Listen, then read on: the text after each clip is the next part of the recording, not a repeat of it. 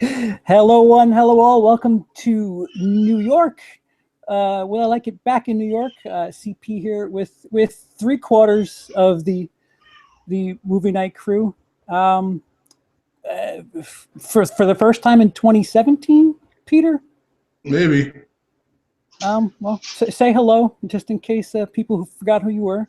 Hi, I'm Peter, the bearded movie guy. Yeah, it's been a while. Yes, it has been. Welcome back. And back after what, 4 days, a week. Bryan Lomax. Bryan. Hi, you're all right. and taking the spot of Lee, we got a Georgian, right? You're still in the same state, if I'm not mistaken, Cody. Yeah, I'm about 3 hours and change away from Lee. Okay. So, yeah. All right, so we got the Southern U.S. represented, regardless, and making his debut on the channel. It's Cody Leach of Cody Leach. Cody, say hi. What's going on, everybody? What's going on? Glad to be here. Thanks for joining us. Yeah, so we're going to start with Covenant talk. So Covenant, apparently, over the course of the last 2 days, apparently, this is only the opening weekend that I have here. It's not doing well as of right now. Oh, really? Yeah, dropped 80%. Yeah. At least, as far as I know, Friday, it was an 80% drop. So I don't think it's going to make Prometheus money back, at least in the U.S. But it appears that word is getting around. It'll probably cross Resurrection, and Alien 3. Who knows? I mean, if it's at 48 and it needs to get another 70 million, I don't. If it's dropping the way it is, it might not catch Resurrection. yeah, that's saying something. Yeah. So I guess out the gate, before we get into spoilers, guys, what were your expectations going into this, Peter? My expectations, I was hoping for something awesome. I love, flat out love Alien, and Aliens. Both of them are really kind of high on my my movie lists. And I liked Prometheus. Like, I saw Prometheus in theater. I liked it. Was like, oh, this asks a lot of questions and stuff. So I actually just rewatched my top 7 most anticipated movies, and Alien came in at number 4. And yeah, I was really looking forward to it. It looked, Ridley Scott back in the franchise. I was really hoping that this was going to be a return to form for Alien, for the whole thing. I was I liked Prometheus, so I thought, okay, it's going to answer a few questions from Prometheus and then get us right into Alien. Didn't quite do that, but I still liked it nonetheless. But it left me with tons of questions that I'd like to talk about. So, yeah. Okay. Bryan? Kiwi. Yeah, I liked Prometheus a lot on first viewing, and then on repeated viewings, I kind of started seeing things in it that maybe made it so it weren't quite as good as I remembered. But then I watched it again recently, and I actually liked it more. So it's one of those films that kind of goes up and down, up and down. But off the back of that, I was just expecting them to build on that mythology with the engineers. We ended that film with David and what's her face going off to see the engineers. So I didn't really know what to expect, other than let's see where they end up. What's going to happen to them? And in that regard,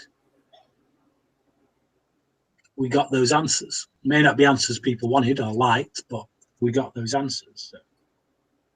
So. Cody. Well, based on the fact that every poster, piece of promotional art, trailer, thing that Ridley Scott said leading up to the movie, talking about aliens, showing the xenomorphs, showing the facehuggers, I expected an alien movie. 30% of that. Maybe being a little bit generous. I didn't hate Prometheus. I watched it the first time at home, maybe a couple of weeks after it came out on Blu-ray, and I was like, okay, that's something interesting. It feels like it should be its own thing. Doesn't really feel like it's an alien prequel. Like maybe they shoehorn the prequel side of it in, but I didn't hate it. Upon rewatching it for my review series that I just did this past month, I liked it a little bit less. I still didn't hate it, but there's a lot of issues with it. And then Alien Covenant, a lot of those same issues kind of bled through, but I'm sure we'll get into all that. So guys, quickly, if you had to, like, if you had to, what about yours? You didn't give us your thing. Oh, I was a big fan of Prometheus. I really wanted Prometheus 2, to be honest with you. From what I understand, they reworked it because it didn't perform as well as they would have liked. So Ridley Scott kind of caved. Another thing is I don't know why Blomkamp's Alien had to go. Why not make Prometheus 2 and then have Blomkamp's Alien 3, 2.5, whatever the hell Blomkamp. Chappie underperformed, and they're like, "Oh, screw that. We'll just stick with Ridley." Yeah, and now here's Covenant underperforming. So like, you can't predict the future. So I was kind of all right with. All right, you started something here with Prometheus. I'm intrigued enough. Let's go. You know, just have a direction. Just follow it. If you're gonna do something and venture out, I'd rather be on board with something that's really trying than just a cash grab. But Covenant, I was a little. I guess I saw the trailer. I'm trying to think what I saw. I don't know if it was a trailer or the prologue. And the clip of the tail in the shower. Yeah. And I was thinking, oh, that's not like Prometheus at all. I wouldn't call, like, if anything, like that. They presented the trailer like a legit horror movie in space. At least that's how I felt the trailer was. So I was cautious, but that's as far as the part of me that wanted more from Prometheus, I think I was more than pleased. So there's that. What if you guys had to like, if you went into this movie and somebody asked you, you have to pick one other film in the series that Covenant is going to be, which film would you say you would pick? Like if you had to, like, so Force Awakens is basically A New Hope. So if you had to pick something for Covenant to be a cover band of, which film would it be in the Alien series, Peter? Before seeing it. I don't know. It definitely feels it feels like a prequel to Aliens. So it's like, this is the colony people that are going to do the whole thing in Aliens. So it's like, it has certain things that remind me of that, but then again, there's the whole Prometheus aspect. So no. Doesn't fit either. What you wanted, not what. Oh, just like, what I wanted. Yeah. If I had to pick one, if you had to pick one other film in the Alien franchise that it would be like, which one would you pick? Alien 1. Yeah. Bryan? So you're talking about not what we think it is like. Right. Like before we'd seen it, which one do we want it to be like? If the Ridley Scott fairy says, okay, I'm going to grant you a wish, but you have to choose from the Alien series, which film would you like to have in a 2017 version and updated? Yeah. Well, Aliens is my favorite of the franchise, but I would most want it to be like Prometheus. Okay. Cody? I wanted it to be most like Alien. I think that's honestly Alien? the only movie in the franchise that, the first one that I think that's the only one that Ridley Scott even acknowledges, to be honest with you. So I was expecting it to be, I was expecting a little Prometheus in there. I was expecting some new things, but I thought it was going to, like, tonally and story-wise was going to fit the most like the first Alien. Okay. And I'm with, so we're 2 and 2. I'm with Bryan. I really wanted something like Prometheus again. If they were going to offshoot and have this new trilogy, I'd like to see it go in that direction. So now enough of the ifs and buts. If you haven't seen it, this is your warning that we're going to get into spoilers. Yeah. So we could break it down act by act. Maybe our expectations take a dive. But Act 1, some shit happens relatively soon. We lose James Franco. 3 seconds. Those of you who didn't even realize he was in it. I didn't even know he was in the movie. I had no clue. I didn't realize it was him in the pod, and then they show the video. I'm like, what's James Franco doing here? Right. He's like off screen on a video like that. That's his.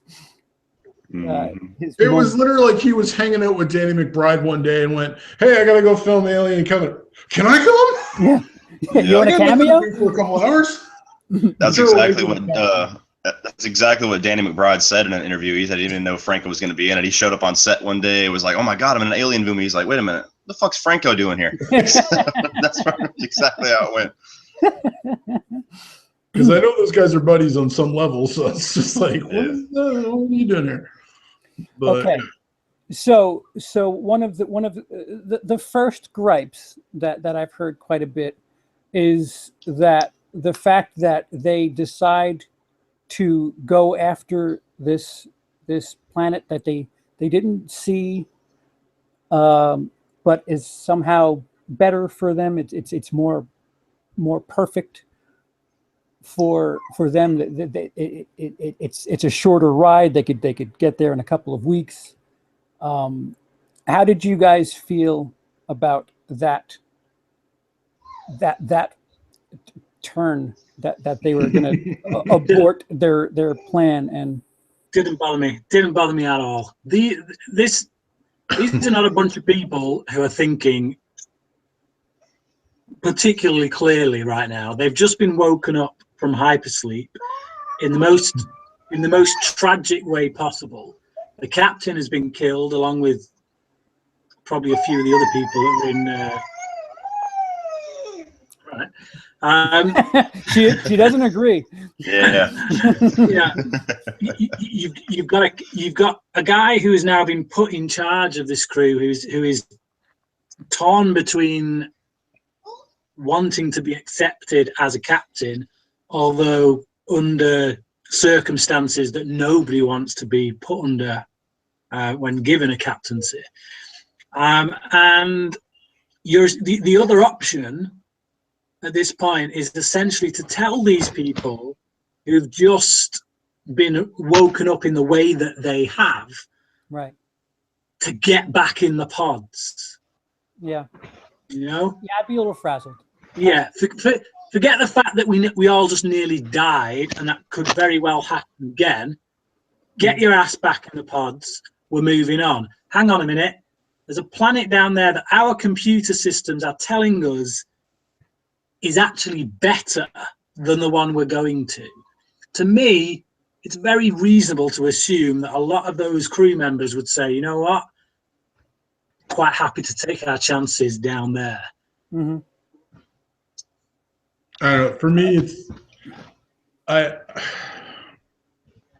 there's the whole thing. It's like, number one, people are like, well, they followed a distress signal. There was no distress signal. Number one, there was a broadcast of Country Roads. Country Road, take me home. That's not if you're doing a distress signal, you're not doing Country Roads, take me home.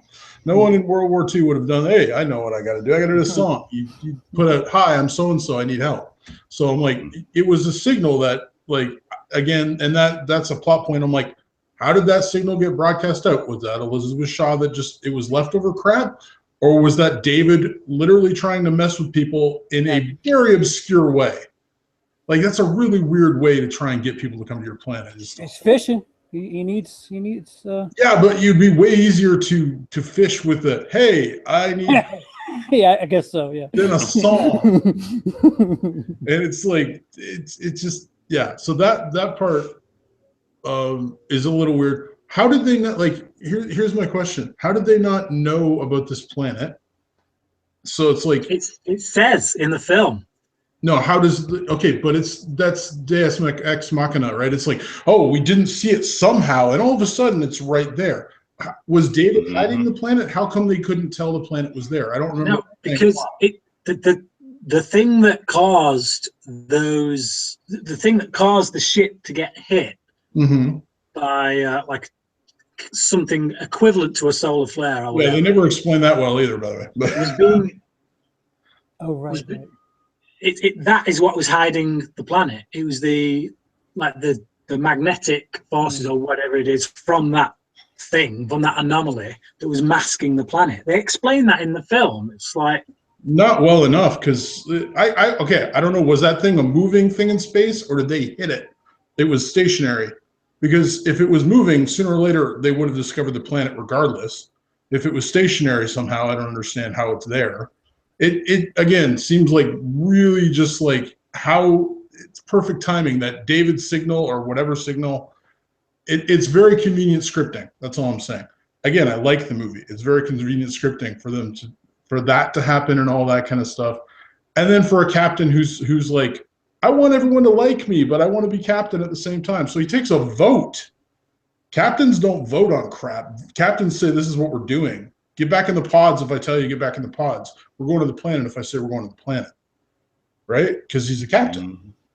So it's like, I understand he had doubts about being captain, but you can't play it both ways. To have a crew vote is like weird. No, you're in extreme circumstances. And even if you look back through our own history with regards to naval service captaincy, there have been examples in which things like that have happened, where people have mutinied against their own captains because they clearly weren't the right person for the job. No one's done that, though. Hey? No one did that in this. Yeah, no, but what I'm saying is he's coming at it from the mindset of someone who's trying to make sure his crew don't do that. I really do think people are building all that up far too much just to try and. All right. Well, here's the question: how many people were in the pods?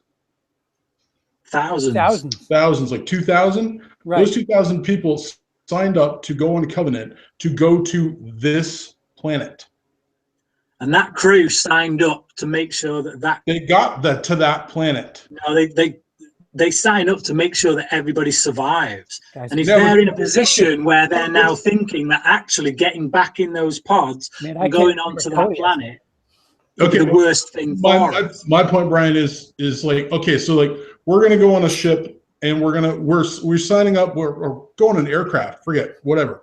I'm buying a ticket to Miami.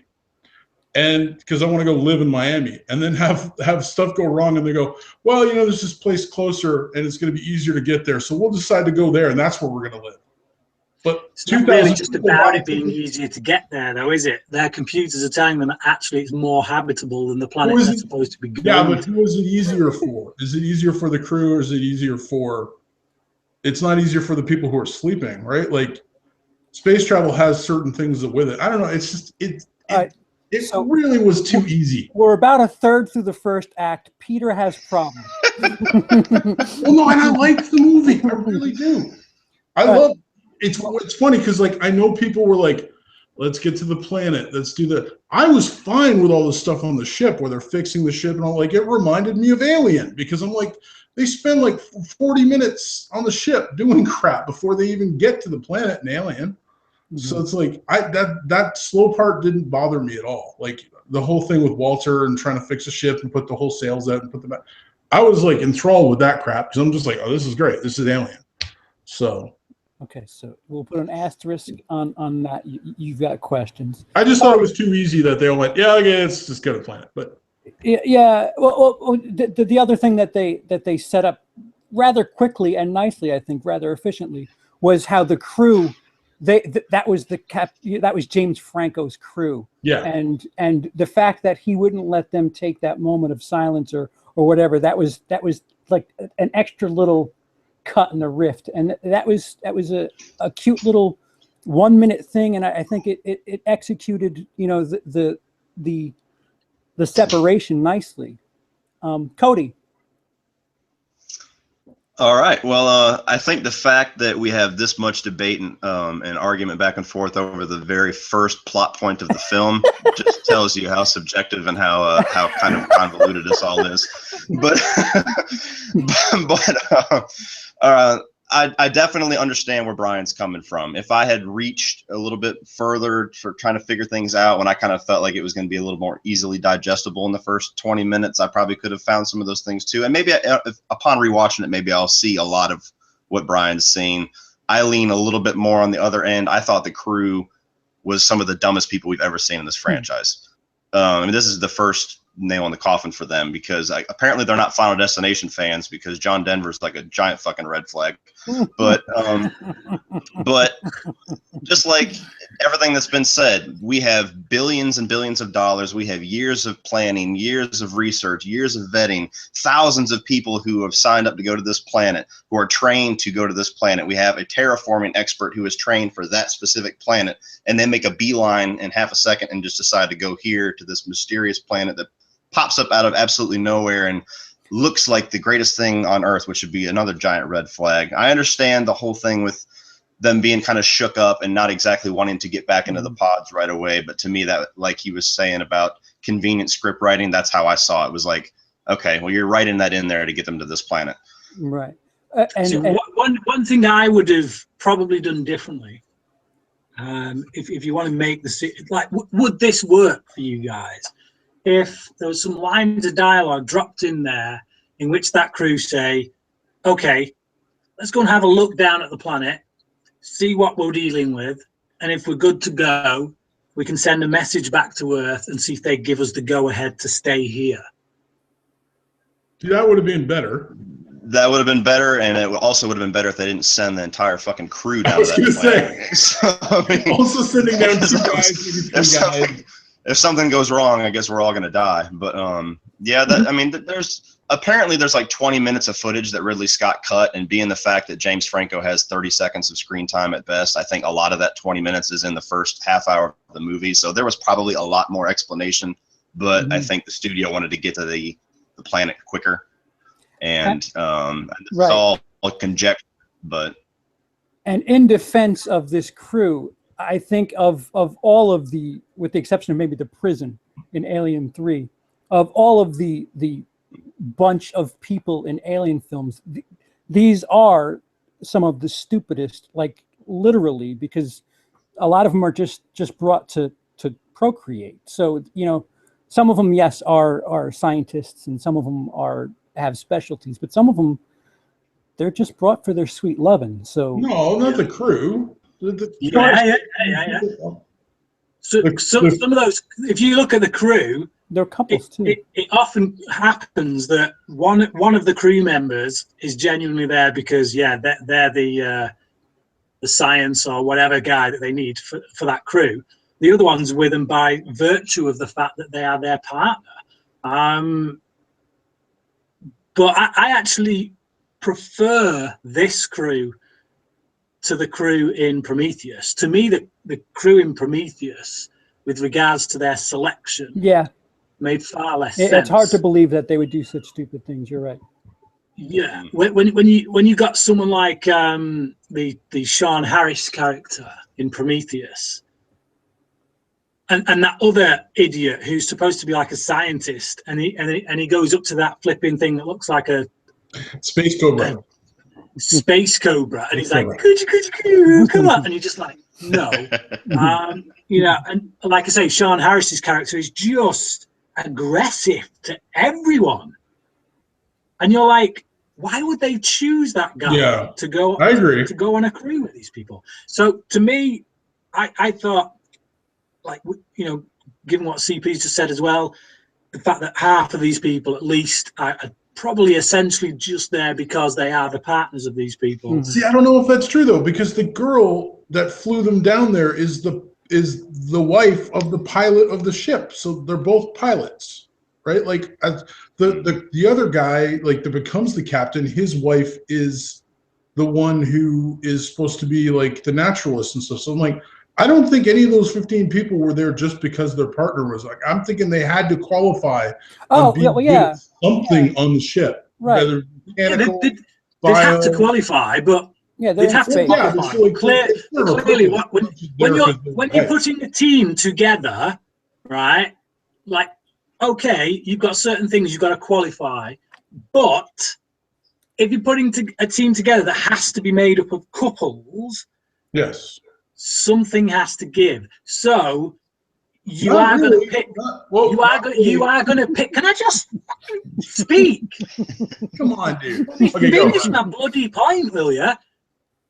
If you're picking couples, then clearly one of them is going to be the outstanding member in that field, and the other person is going to be someone that you'll be like, okay, that they're good enough. We give them a bit of training. We can bring them up a bit, but they're not going to be on the exact same level because you're clearly going to have chosen someone who is the best of the best of the best, and you're not going to be able to have a married couple, in which both parties are the best of the best of the best. It just doesn't happen. So you have to weigh them. Like, you know, it's just so, to me, I don't think these people, I don't think are made up of couples which are equal in skill and competency. It just wouldn't happen. Okay. So for the group, we're about 50-50. I think it's safe to say that Bryan and I are kind of all right with what they're giving us. And it's safe to say that Peter and Cody, you guys maybe have a little bit of questions at this point moving forward. Yes. Okay, Peter. Yeah, right. Okay, so the next big point, they get down to the plant. I mean, if I miss something, please jump in. What's up? No, go ahead. No, continue. If I miss something, tell me. No. It was a counter to Bryan's thought, but I'm like, it doesn't really matter. No, go on. No, okay, dude. It's just the best of the best of the best, right? I understand. You're always gonna have one person better, but there's like. This is a space exploration mission with 2,000 people in pods, 15 or 16 crew members, I guess. 16 crew members, all of them are married. You have all of Earth to choose from, right? And only people who are really highly motivated, who are going to want to move to another planet and be willing to live on a spacecraft and go, they can be insanely choosy about who they're going to pick and make sure that they're top notch on everything. So it's just, I don't think there shouldn't have been, out of those 16 people, any expendable crew members. I think there was doubles up on everything. So he's a pilot, she's a pilot, whether they're necessarily of the same field. So the one guy might be a geologist guy and his wife may be a medic. Fine. And then you have another medic who is like, and his wife or his like, you know, vice versa, whatever. I'm just like, you're setting the standards as the company that's putting billions of dollars in this thing. You're not going to have people that are just kind of making it. You're going to have the cream of the crop. And you're talking about the same company that sent Sean Harris's character and that other dickweed in Prometheus, and the whole thing with the couples. Yeah, but Prometheus was an exploratory thing. This is not. This is a setting up a planet for living. Right? You can be as choosy as you want to be. You can take as much time, and they've had 10 years since Prometheus. If you pick a bunch of runners to do a relay race, you know, 400-meter relay race, and you say, okay, we have to make them up of couples. Okay, we'll get Lingford Christie, because he's the best of the best of the best. But you've got to have his wife. Okay, well, we'll train her up. Well, I'm sorry, but she's not been training for the length of time that it takes to get to Linford Christie's expertise. Yes, you can train her up. You can do a bang-up job and make her certainly better than I would ever be. But she's still never going to be Linford Christie because she was chosen to be in there so that they could have couples in there. That's all I'm saying. It's just, it's not going to be the same as being able to choose individuals in which you can literally get the best people, the gold medalists every time, rather than getting someone who's not even a bronze medalist and have to train them up to a standard that is as close as you're going to get with someone who is never going to be that way. That's the way I see it. Okay, so tell me, who on this crew was the best at anything other than Danny McBride? Because everybody sucked. Well, we don't know. Well, no, like everybody sucked at their jobs. Everybody, they get infected. They bring people back to the ship. Things that, like, a little kid would go, well, maybe you shouldn't take that person who's sweating blood and put them back on the ship, and then, you know. So I don't know. Not one person came off as best. Did the guy who became captain seem like he was the best of the best out of him and his wife? I'm really nervous to ask you guys how you feel about the wheat. Once we get to the planet, I do want to know. I was going to start this with, why did they plant wheat? But, you know, I didn't. I thought, no, I'll wait until we get there. Can we please get to Act 2, okay. Act 1, please? I think the runtime of the moving on. I think if we were watching Covenant while we were doing this, that part of the movie is already passed. So, like, the best of the best of the best of the crew was Walter. Okay, moving on. Okay, so again, if I skip something major, feel free to chime in. Well, you know, as a counter to Brian's point. I have a counter to Brian's, then I also have a subset for what Peter just said. So they go down to the planet, and there's vegetation. I'm trying to figure out how they split up, right? They land the thingy-mahickey, and they all split up and start taking like samples and stuff like that. Mm-hmm. From what I remember. Yeah. And it's in those moments that the shit starts to spread, so to speak. Oh, literally, actually. Yeah. Yeah. Are we all right with the events that are happening? You know, people are. They show it. People are taking samples. The girl who stayed with the ship she's doing something with the ship. They're checking just various things to see how it is. First, I'll open and say, do we have a problem that they don't have helmets? Yes. Okay. Not as much, because I'm assuming they would have had stuff scan the environment and say, okay, it's breathable. That's assuming the best guy at his job would have done that, and you're saying that. I'm not going there. You move on. I'm sorry, Peter. Yeah. Unfortunately, his wife did that job, and that's why they're all. She was only just a little good at her job, and that's why they're all dead now. Brian? What Peter said. Okay. Yeah, I think I'm assuming they would have had the thing scanned and gone, oh, it's breathable air. Everything's cool.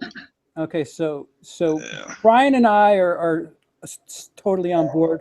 Peter's 50-50. Cody's just not feeling it. No, even if I was the only person on that ship who was going to be wearing a suit, I would be wearing a damn suit. I mean, it reminded, on my spoiler talk with my buddy Durbin, he brought up the point. It reminded me of Galaxy Quest. Whenever Sam Rockwell's like, is there air? You don't know. Like, that's exactly what I thought of. Like, they're walking through and you see exactly why. Even if the air is breathable, you don't know about toxins. You don't know about environmental hazards or anything like that. So just as a safeguard, again, if this is supposed to be people who are going to repopulate humanity, I think that they would have a few more brain cells. because 15 minutes after they walk onto the planet, you see what happens with that little newly formed, magnetic filament monster that gets into his head. Mm-hmm. So it wasn't like a gigantic thing where I'm like, oh, come on. But I saw it. I'm like, why the fuck wouldn't you be wearing something? Right. Yeah, because I'll give you that. There's just in case there's space dust. And that goes back to the point of bringing your entire crew down to the planet. It's not like they sent 2 people to see, oh, well, they never came back, so I guess maybe we should wear a suit. Mm-hmm. Like in Alien, they send 3 people to the spaceship. They leave like more than half the crew back at the spaceship, partly to fix it, partly because they have the science officer and they have. Well, I mean, this is a planet. The pilot. It's a little bit different, right? No, they're on the planet, right? When they in Alien, when they fly down to the planet, they don't send the entire ship, like, right? They have people fixing the ship. Another difference is that there's a lot less people in Alien. Yeah, but like they send 3 people on a scouting party. It's Star Trek. Think about Star Trek. How many people do they generally send down to a planet to figure things out? 3 or 4. All one with a red shirt, so you can be killed. They don't send 20 usually. They send a couple. So it was weird that they sent like literally what 12? All but 2 people, I think. Danny McBride and one other person. There was 3 people up on the space thing. Danny McBride, a girl, and a guy. Right. Yeah. Right. I can't remember their names. I just remember Danny McBride. Yeah. So yeah, they sent, that would be 12 or 11 people, I guess. 13, 14. Yes. 12 people they send down out of a 15-man crew. Yeah. So yeah, nice. Might I just say, not that it has anything to do with anything, beautiful cinematography. Oh, beautiful. Oh yeah. Really pretty movie. He followed up on Prometheus, at least. It looked gorgeous. And who's the cinematographer? Do we know? It was, I think it's the same one. Fuck. Brian, do you know? I knew your name last week. No, top of my head now. Okay, Yeah, so I don't know either. So don't feel bad. yeah, so we finally get somebody has an oopsie and steps on what looks like a grenade with a hole in it. Whatever the plant is, or I don't know what Pieces of poo. I don't know what they are. Are we all right with that method of getting shit started? Yeah, I was fine with that. I'm fine with it. 60-40. I didn't really care too much. I was like, okay, that's interesting. Obviously, that's some kind of evolution of that black ooze, but I'm missing the explanation of how it got there so soon, because it doesn't take 10 years to evolve into something like that. But I wasn't thinking that deep into it in the movie. This was just something that kind of, after the movie was over, I was like, well, that's another question I have. Did we talk about the wheat yet? Because I walked out for a minute. Go ahead. No, did we talk about the wheat yet? We did not talk about the wheat. Go ahead. Okay, Talk about the long grass. Like, what's the deal with the wheat? Like, Assumed by the end of the movie that's what I assumed, was that he just started planting vegetation. I don't know why he needed vegetation there. Yeah, but I assumed another question that was like, okay, I can put 1 and 1 together to make 2, but I kind of want somebody else to. Yeah, The wheat. The wheat. The wheat. Oh, the wheat. The long grass. Sorry. And he's like, this is wheat.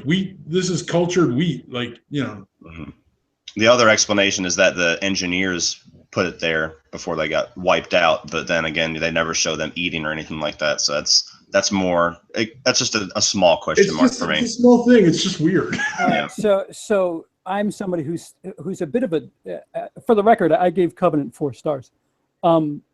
So you'll know I'm serious when I say this. I don't know where I saw it or where I heard it, but somebody brought up the point that we know that the engineers had this like city area where they get duked the fuck out. Why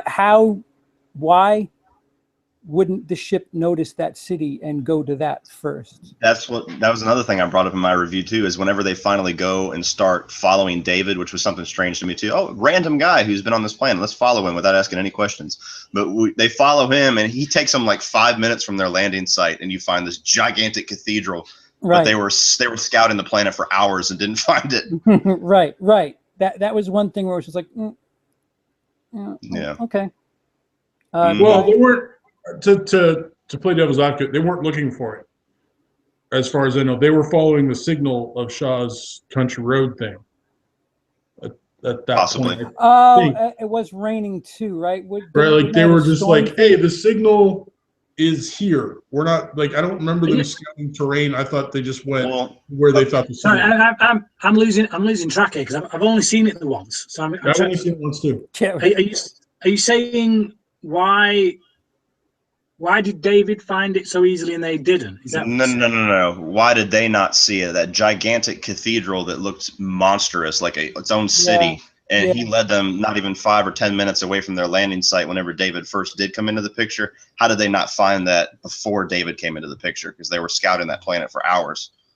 Okay. And the ship flew above it and everything like that. Like it seemed like that would have been a gigantic thing to see while you were landing. Oh, look at that cathedral over there. Everything else is vegetation.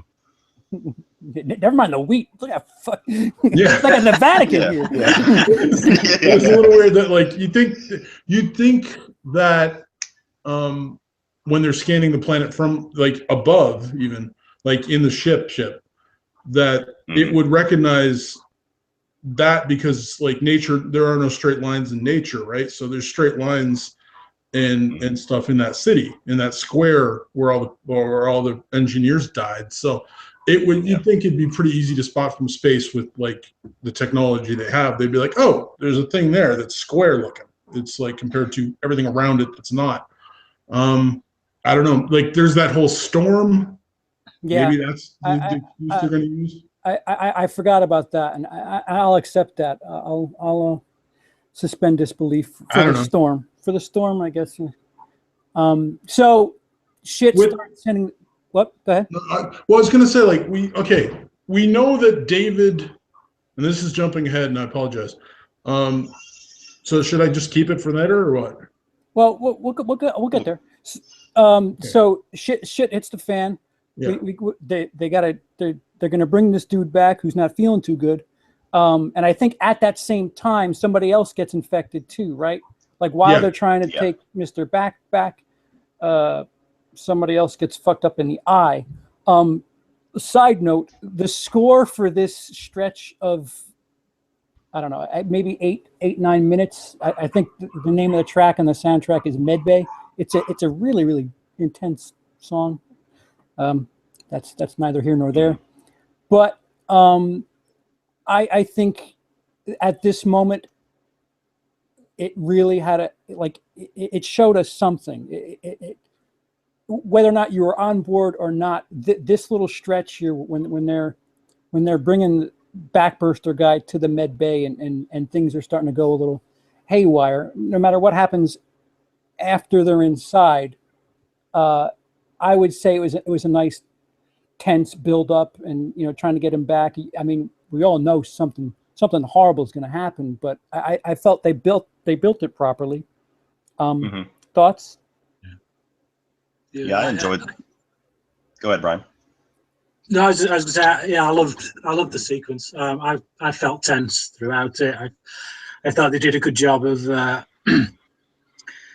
just showing you exactly personally what I'd be doing in that situation, which would be crapping myself and freaking out somewhat. I liked it. Very good. I enjoyed that whole sequence too. Like from the time that he starts getting sick all the way to the point when David shows up, whenever they start running through the grass and everything. From that point on, I was like, all right, cool. This is the movie I came to see. I'm on board now.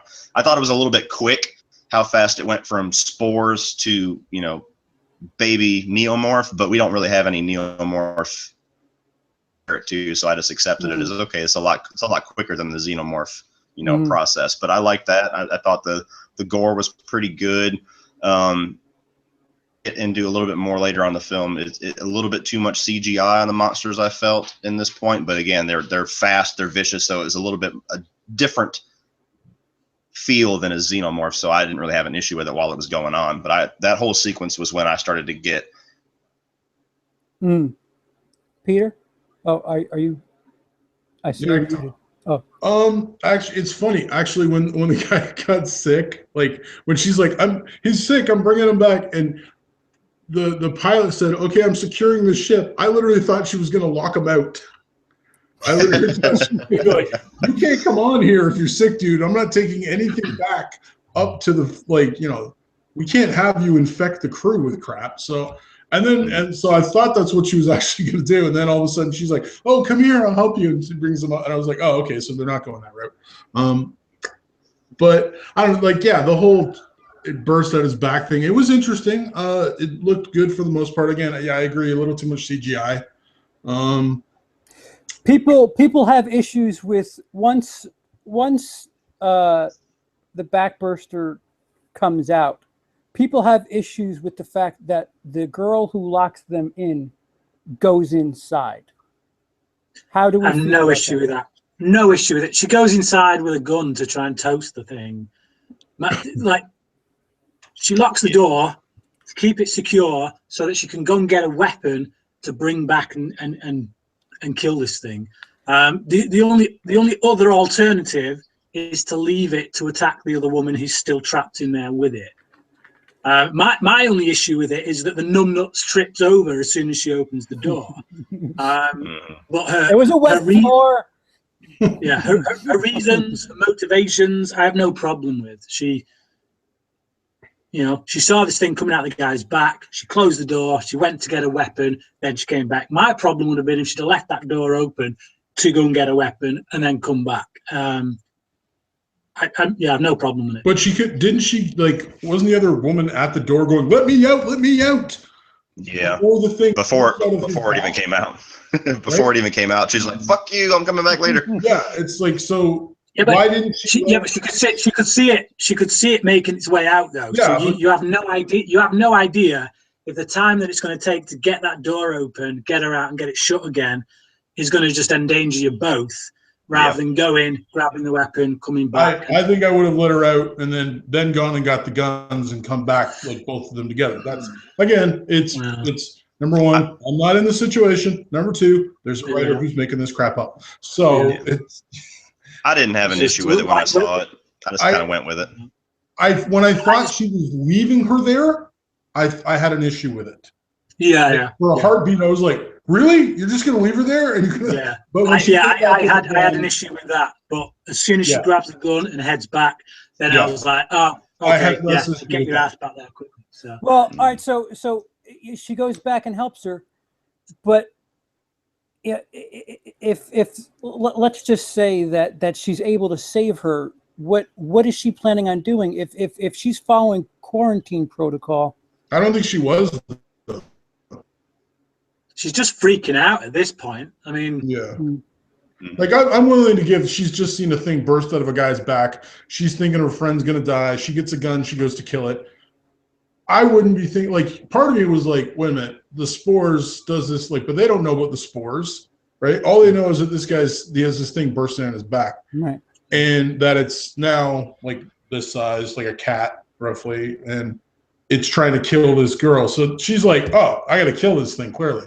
That I had no issue with that. She falls over stupid and shoots, like, and basically ends up blowing up the ship. Yeah, that does happen immediately after, right? The ship gets blown up. Okay, so the gas tank. So from this moment forward, from her fucking with the whatever morph, the ride home is fucked. Yeah. So there's not much time in between that and where the other group. No, the other group gets back just in time to see the thing blow up. And then the guy has the thing come out his mouth. The protomorph is in the long grass. Yeah. And we have some gunfight, some Lost World type shit. Moment. Yep. Mm-hmm. Now, here's my question. I may have just missed. Was it only the two things that, like, the one that came out of her and the one that just came out of him? Was that what was the only thing in the grass, or were there other ones in the grass with them, or was it just those two? It's just those two. Just those two. Okay. See, that's what I thought, but then all of a sudden, like, the way they cut it, I was like, oh, it looks like they're freaking everywhere because they're just like moving the camera. I'm like, oh, is there a bunch of these things? It's like, and so then my other question then goes to the white one later. is that one of the ones that came out of one of them? Yeah, it's like Yes, the okay. adult So I'm version. just making sure I'm keeping up with the thing, because I'm just like, I'm assuming that's one of the ones, but I don't know. Okay. And where I get a little question mark over the top of my forehead, we get the introduction of David, who has a flare gun. A, B, he knows how to retract or repel these creatures with whatever this magic flare gun is. Does anybody else wonder how he was able to figure out? Well, he created them, didn't he? Now that those things are babies. Seen one actually come out because he never had any humans there to breed them with. He just kind of created the spores.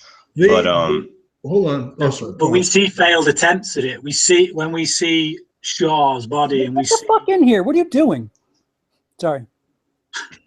We see failed attempts. We see alien like corpses, so to speak, that look reminiscent. So he's clearly, he's had 10 years to trial and error.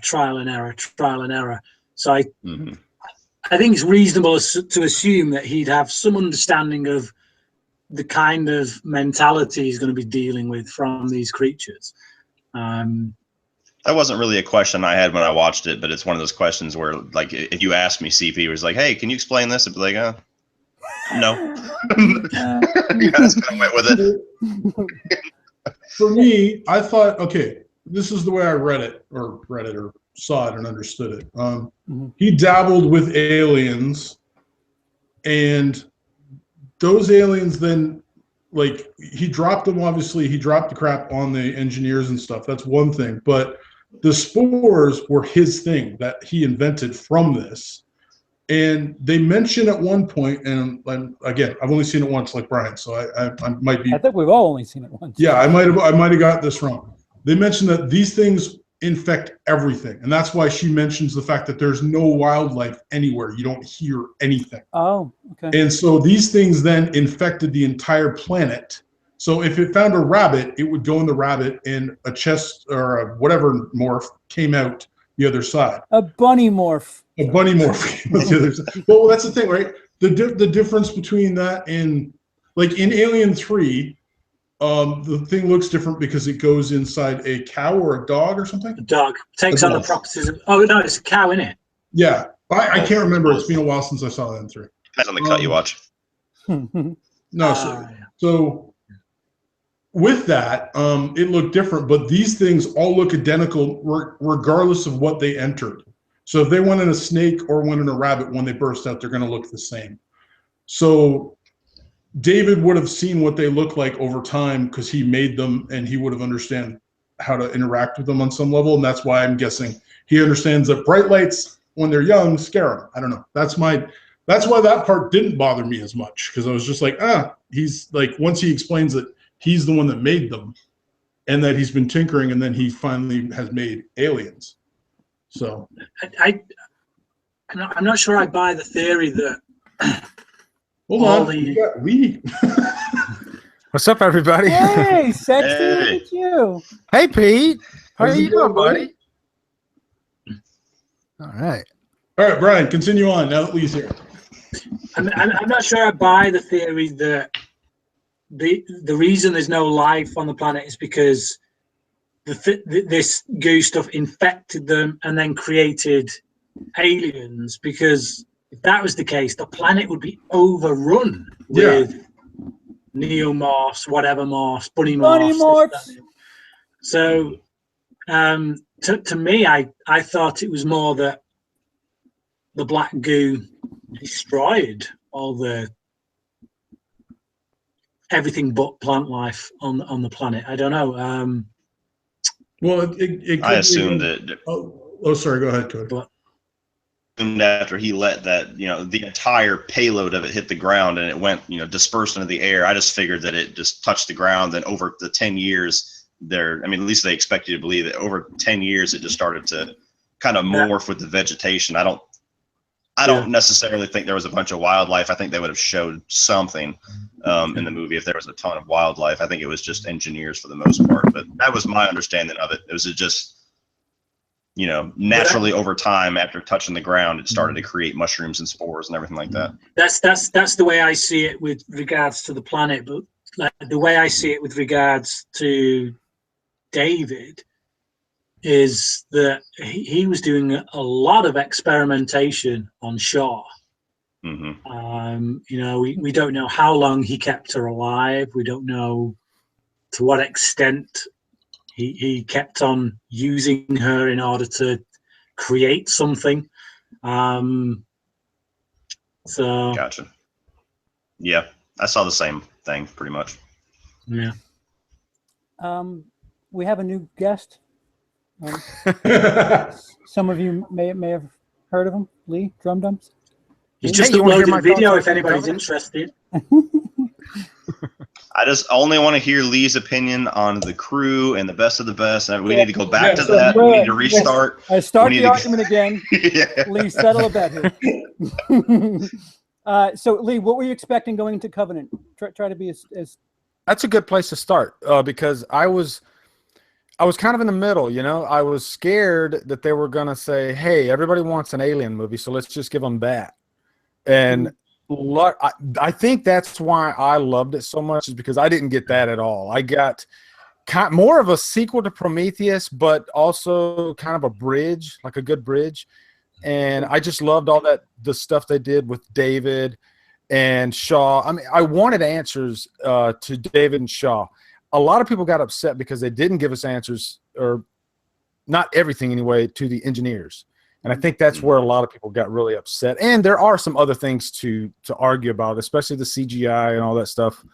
But at the end of the day, I'm a big Prometheus fanatic, and this just was everything I wanted in an alien movie. And I know a lot of people didn't like it. As a matter of fact, when my son walked out of this movie, he was pissed.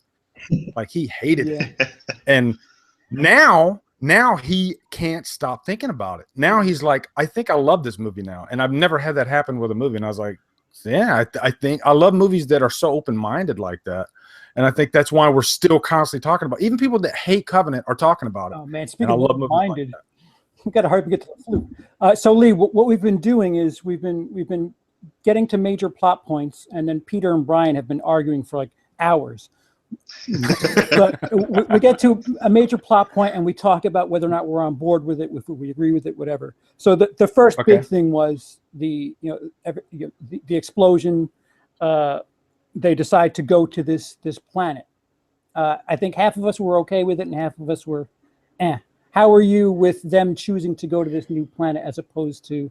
Here's my take on it. Please take 20 minutes and explain it. The beginning, there was this horrible tragedy, and I think that kind of just, immediately everything is set off course. They wake up when they're not supposed to wake up. Then they all of a sudden get this distress call, and they're still dealing with all this other bullshit that's going on at the same time.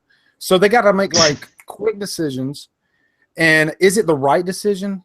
No. And not everybody agreed, especially the main character. She was Danny. She was completely against it.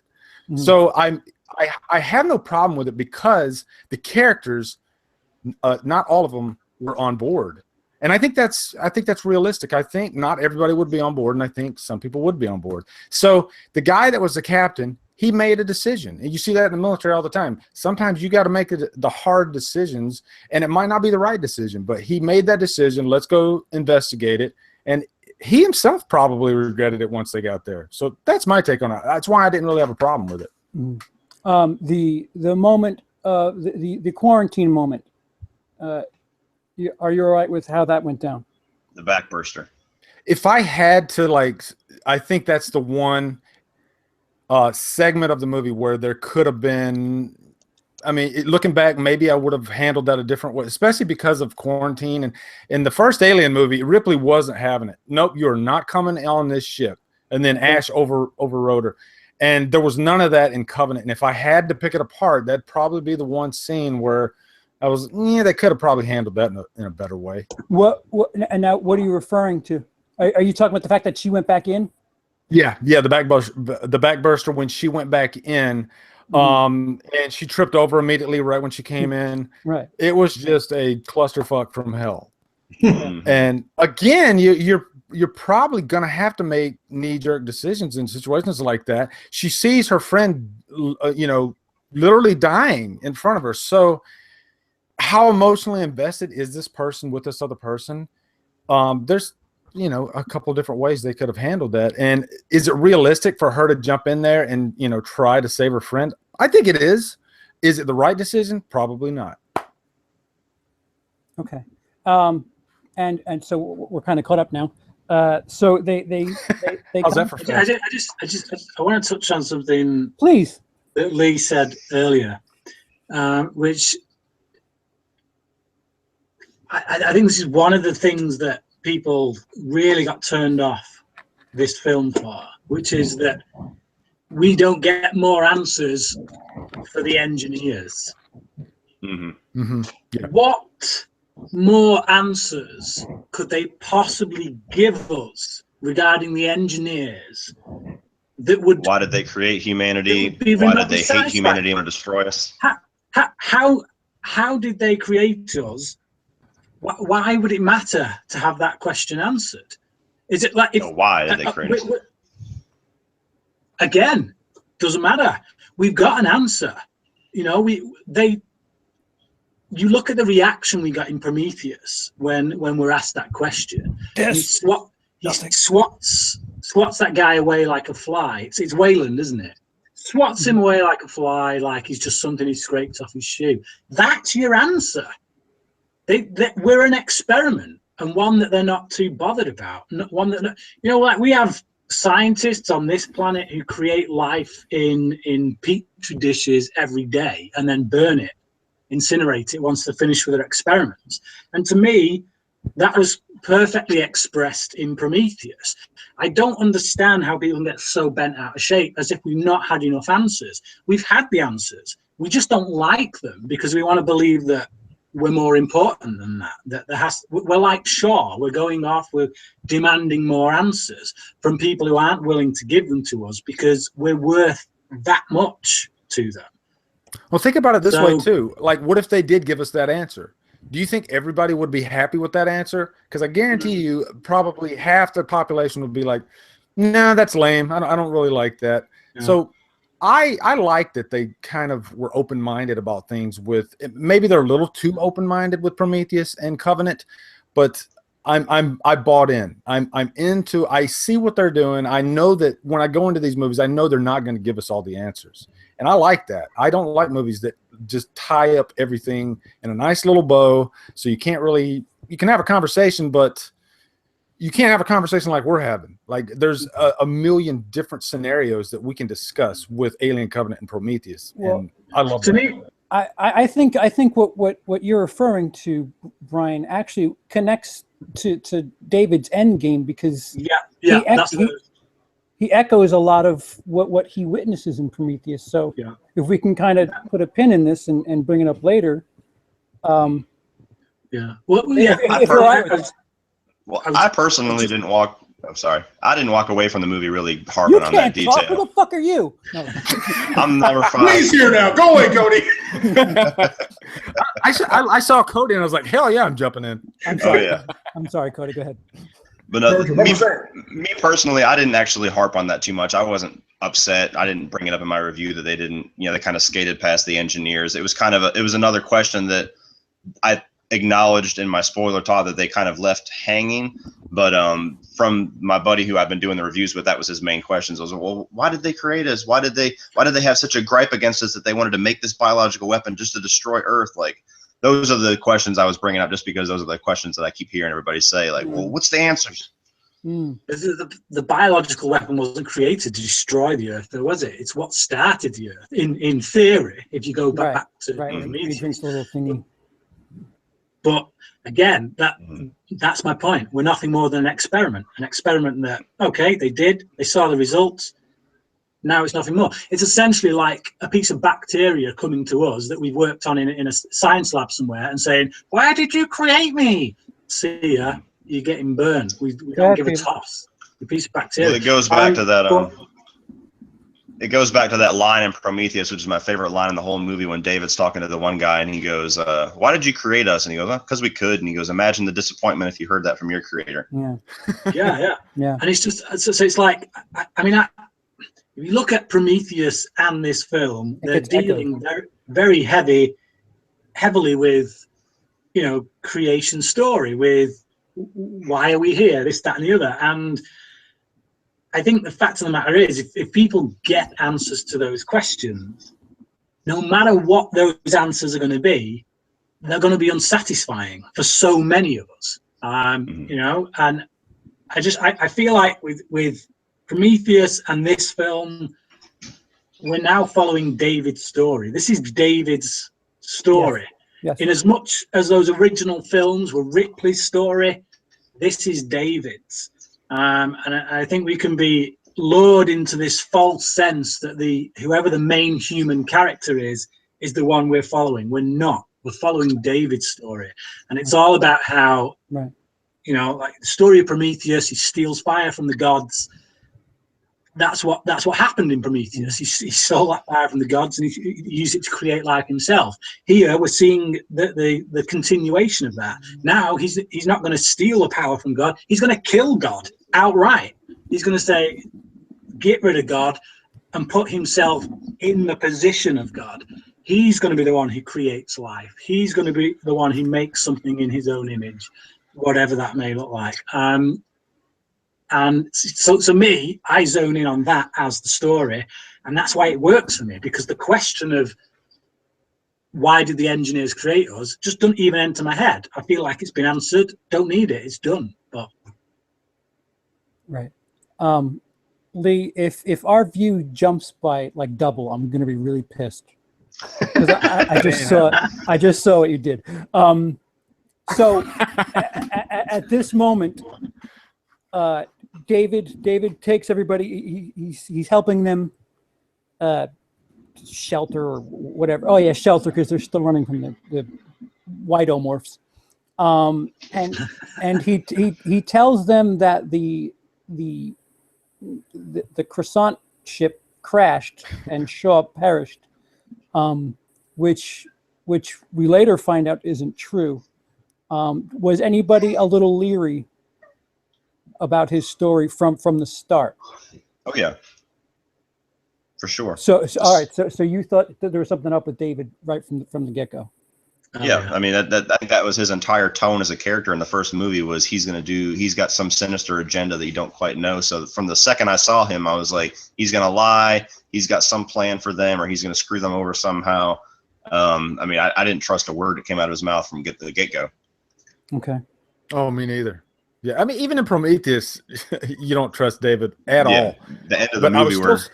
Yeah, I was still surprised though, you know, how far he took it in Covenant. I didn't expect. I thought he was going to be. Well, honestly, I didn't even think David was going to really be in Covenant before I went and seen it, and that was kind of a pleasant surprise. And then how far he took it, and you know, I mean, insane or an insane robot, I guess. But yeah, so I think that's another thing I really dug about it, was nobody expected David to play such a big part, even leading up into Alien and creating the xenomorph, or his version of the xenomorph. Peter, what was the question? Were you just doing this? Okay, the second he showed up, it was like, okay, what's the deal? Was anyone else just waiting for him when Walter was playing the flute just to shove it through Walter's head? Yes. Time, like Walter's like, he's like, I'll push the buttons. And yeah, I'm like, he's going to shove it through his head. I thought that's exactly what was going to happen. That's all I could think of. I'm like, any second now, he's going to be like, chink. Yeah. And like when he didn't, I was like, okay, he's biding his time. He'll do it later. But yeah. But I think that's a brilliant moment, because yes, it is. Because it's preying on your expectations of who David is. Yeah. And it's one of the brilliant things about David as a character, because I think if nothing else, if there's nothing else you like in either Prometheus or this, it has to be David. You've got to like David, because he's such a fascinating character, so well written, so well rounded, that you never know what he's going to do. you never know what his motives are, because he's playing his own trumpet, basically. He's literally. What about the symbolism in that moment where he was, or should I say subtext? Would that be a more Sure, go ahead. With the better word? When David was teaching Walter how to play the flute, and just some super, yeah, some super homoerotic. Yeah, you do the blowing and I'll do the fingering. Like it was, it was. I mean, that's that sexualization subtext in the Alien franchise coming through. Yeah. And then I mean, kind of stepping aside and fast forwarding. Then when they kiss, it was a little. Yeah, that's for like a bunch of reasons, because they're cousin brothers. Not really, but you know, like they're like clones. Yeah, just I don't know. Very strange. So it was strange when David was talking to him and talking about how much he loved Shaw and how he's like, right. So no one has ever been that, like, to the kindness of Shaw and stuff. And then, like, you at don't. At this moment, we still don't know what to do. Shaw. Like, you. Right. I'll be honest. I figured he killed Shaw, but I figured he killed Shaw like, you know, tink, she dead. Or like she died in the crash or whatever. But like, no, he freaking did terrible things to her. So the biggest thing that came out of that scene for me personally is it's all a conversation about free will and about how in order to love, you have to be able to hate. You have to have the option to choose not to love. And you know, if you talk about this film as there's a lot of biblical kind of references going on in the film, as there was in Prometheus. And to me, that's what these characters of David and Walter are about. You've got Walter, who appears to love the humans that he is working for, but it's actually programming. He's got no choice in the matter. He loves them because, you know, he jumps in the way of Daniel's getting bitten and ends up getting his hand bitten off. And he doesn't do that because he has this genuine sense of love for her. He does it because that's what he's programmed to do. He does it because he can't allow another human being to get hurt. Whereas David, he didn't have that programming. He was given essentially free will. You know, he was given the ability to actually love. But as a result of that, you also have to give him the ability to choose not to. And so, yeah, that's very representative of the fall of man, you know, the separation from God, and man's eventual decision to want him to put himself in the place of God, which is what David does in the film. All right, so go ahead, CP. No, go ahead, Lee. Isn't this the first time that we've had like 2 androids in an Alien movie? Am I right on that? I think so. Which I thought was pretty interesting. You know, because they were so different. Yeah, and I found it interesting that David was kind of the creators off, for lack of a better phrase, but so they were like, okay, this guy's asking too many questions, let's make another version. But I don't know. I just found it really interesting, and it kind of plays into the very end of the movie, how David went so far as to they needed to update the driver. Update the what? They needed to update the driver. The patches were all. No, I'm sorry. I airbagged you. I'm sorry. There's nothing else I could say. Were you looking at a picture of Nicolas Cage or something? God damn you, CP. I love you, Zach.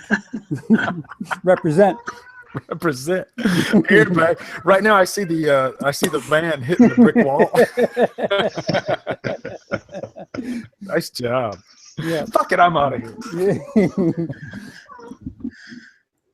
Oh god. Yeah. So remind me which happens first when the alien takes out the girl and David kind of watches like a proud papa, or he tells the actual story of how he wipes out the fucking I think he tells the the story. engineers. I don't think he watched. Did you watch her die? I don't think he watched her die. Well, remember, like he was like behind a wall, and like there was a space, and the aliens or the whatever it was morph stops, and they just kind of share a moment. I'm trying to remember which happened first, because I remember being a little like, well, why is it all right with him, and why, you know? Yeah, I think You know about when it takes off the woman's head? Yeah. Yeah. Like the theory there is that because David isn't actually a living organism, it doesn't go in for the kill. It doesn't really recognize, you know, there's no heat signature, there's no, he doesn't have. No, because it clearly knows he's there though. Because he's, yeah, but if you see something moving, you go to it. But like, I equate it essentially to like I know they're completely different beasts, but Predator, you know, Predator can see something moving, but he won't necessarily attack it if it doesn't have a pulse, so to speak. You know, if you can't hear its heart beating, there's no heat signature, then it's just a can moving down the street or whatever. He'll check it out, but he won't kill it. And some people have criticised that argument by saying, well, actually, if that's the case, why did it bite off Walter's arm? And it didn't attack Walter. Walter jumped in the way of it. He literally threw his arm in the thing's mouth. So it didn't actually attack Walter. So I don't think that the alien will attack an android in that sense. I mean, the other argument to that, of course, is that the alien queen in Aliens does rip Bishop in half. But again, you're talking about an evolution of this beast. That's, you know, that alien queen doesn't come until years and years down the line, a much more intelligent creature. So yeah, for me, I think that ties into the whole unspoken thing where I think Ridley Scott really does only acknowledge his first film. So even though it happens in other film, he's like, fuck it, that's not my shit. Well, I mean, like, I would normally agree with you there, but a couple of years ago, more than a couple of years ago, Scott and Cameron were talking about teaming up together to bring more alien films. Oh, great! They could do it after Avatar 7. Yeah. The Reckoning. And Prometheus 6. Ridley Scott will only be 127 by then. Lee Blomkamp can produce. Yeah, you just got Blomkamp. He can get them coffee. That sounds like a sex thing. I was just thinking that too. Yeah, can I get a Blomkamp? You better have a loose stop here, but you can have Blomkamp. I'll take a vanilla swirl. All right, so I'm just going to take the 2 moments that I was going to talk about, and we'll just separate. Did I just airbag you, CP? No. We didn't come to a screeching halt just yet. So like in the second act, for the most part, it like once David intervenes with his flare gun thing, like everything really kind of, for the most part, relaxes, and we get almost like exposition in the second act. Yeah, quite a bit, if I do say so. Jarring tone change. Right. Sorry, I completely lost you there. I was reading the comments. What did he say? I can't multitask. Airbag. What the fuck is going on, dude? So where are we? What was the problem, Brian? I don't know what scene you were talking about. So I'm preparing to talk about when David finally confesses what actually happened when he landed on the planet, or came down to the planet, and he drops all the shit on the engineers. Yeah. So just to confirm, okay? So David comes down, docks with whatever that thing he was docking with. All the engineers are standing up, looking up, going, one of our ships has come back that, like, you know, and then he dumps everything on them, right? So then we're to believe at that point, then he goes off of that thing and then crashes the ship on purpose, and so that he can later send a distress signal in the form of country roads. And like, I'm just like, where did that all fit in? You know what I mean? Like, it's just, he had 10 or none. I don't know how long he had to do this, but it's just, I don't understand the sequencing of that events. Do you guys, like, you know, have any thoughts? Yeah, that's I think we're about to get into it more, but pretty much the whole Go ahead, Lee. We'll probably hear. The Cool, entire once you get to the scene whenever it explains that David is the creator, and we'll get more into that, pretty much the entire sequence of events from the time that he gets to the planet to the time that, you know, our new characters get to that planet is something where I almost feel like that the current rumor right now is that his next movie in this Prometheus line is going to take place between Prometheus and Alien Covenant. And I feel like he left so many of those questions unanswered for that specific purpose, if they in fact even do go that route. But yeah, I'm with you, because I don't know how many. It's 10 years between Prometheus and here. You don't really know the timeline it took them to actually get to this engineer planet. So that could have taken a couple of years. And yeah, I didn't think about it too hard, but I can't really answer your question. So that's kind of an issue. Ready? Somebody get the air ready. David's hair was dyed. Yeah. See, Zach, that's, you're not here, and you airbagged. What? His hair was dyed. What? His hair was, and it also grows apparently. Like, I just assumed he had like a. Well, yeah, he was getting it cut in Prometheus. Remember, he was dyeing it and cutting it. No, I remember him dyeing it. I don't remember him cutting it so much, but I remember him dyeing it to look like, what's his name? The trick, Mr. Potter, is Peter not binding O'Toole. what it hurts. Yeah. So I remember him thinking, like, in Prometheus, going, "I want hair like that," and I don't remember him cutting. I just remember him styling. I don't remember, like, I was a little surprised when I'm like, "Wow, he's got long hair," because, like, why would you have an android need hair that grows? And so, like, I was just like, "Oh, that's interesting." And then he admitted he started cutting it. I was like, "Okay, this isn't good." Because why is he cutting his hair all of a sudden? Because he wants to look more like Walter. Because now he can play that crap off, but like, he didn't need to. But like, I didn't understand why they'd have an android with a feature of growing hair. Plot device. Like, yeah, like he had it so that he could cut it. So we Pay attention, guys. This will come into play later. Yeah, that's pretty much what that scene was. Like, oh, I know. We'll give him long hair, and that way it's like we'll differentiate. What's the word I'm thinking of? But anyways, we'll be able to tell the difference in the two of them for a little bit, and then it'll see more sinister when he cuts it. I don't know.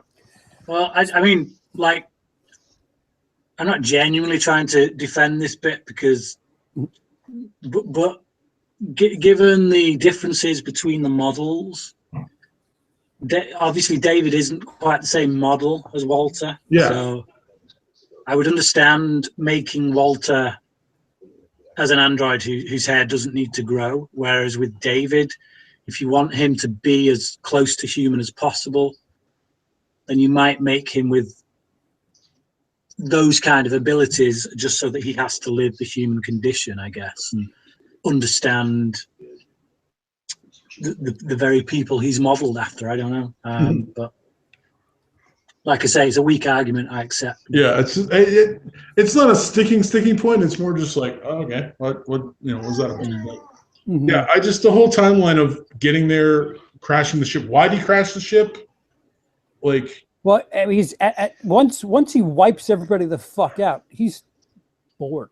Like, I mean, you see that with all the projects that he has. Yeah. What I think is they really need to take all the footage that they've released online and put that, just make a fucking 3-hour cut of the movie, because some of that prologue stuff is like, I don't know why that prologue wasn't the beginning of the movie, because I still haven't seen the prologue yet. it's fucking good, man. Like it and if you watch it, you actually kind of give a shit a little bit more, which I don't know.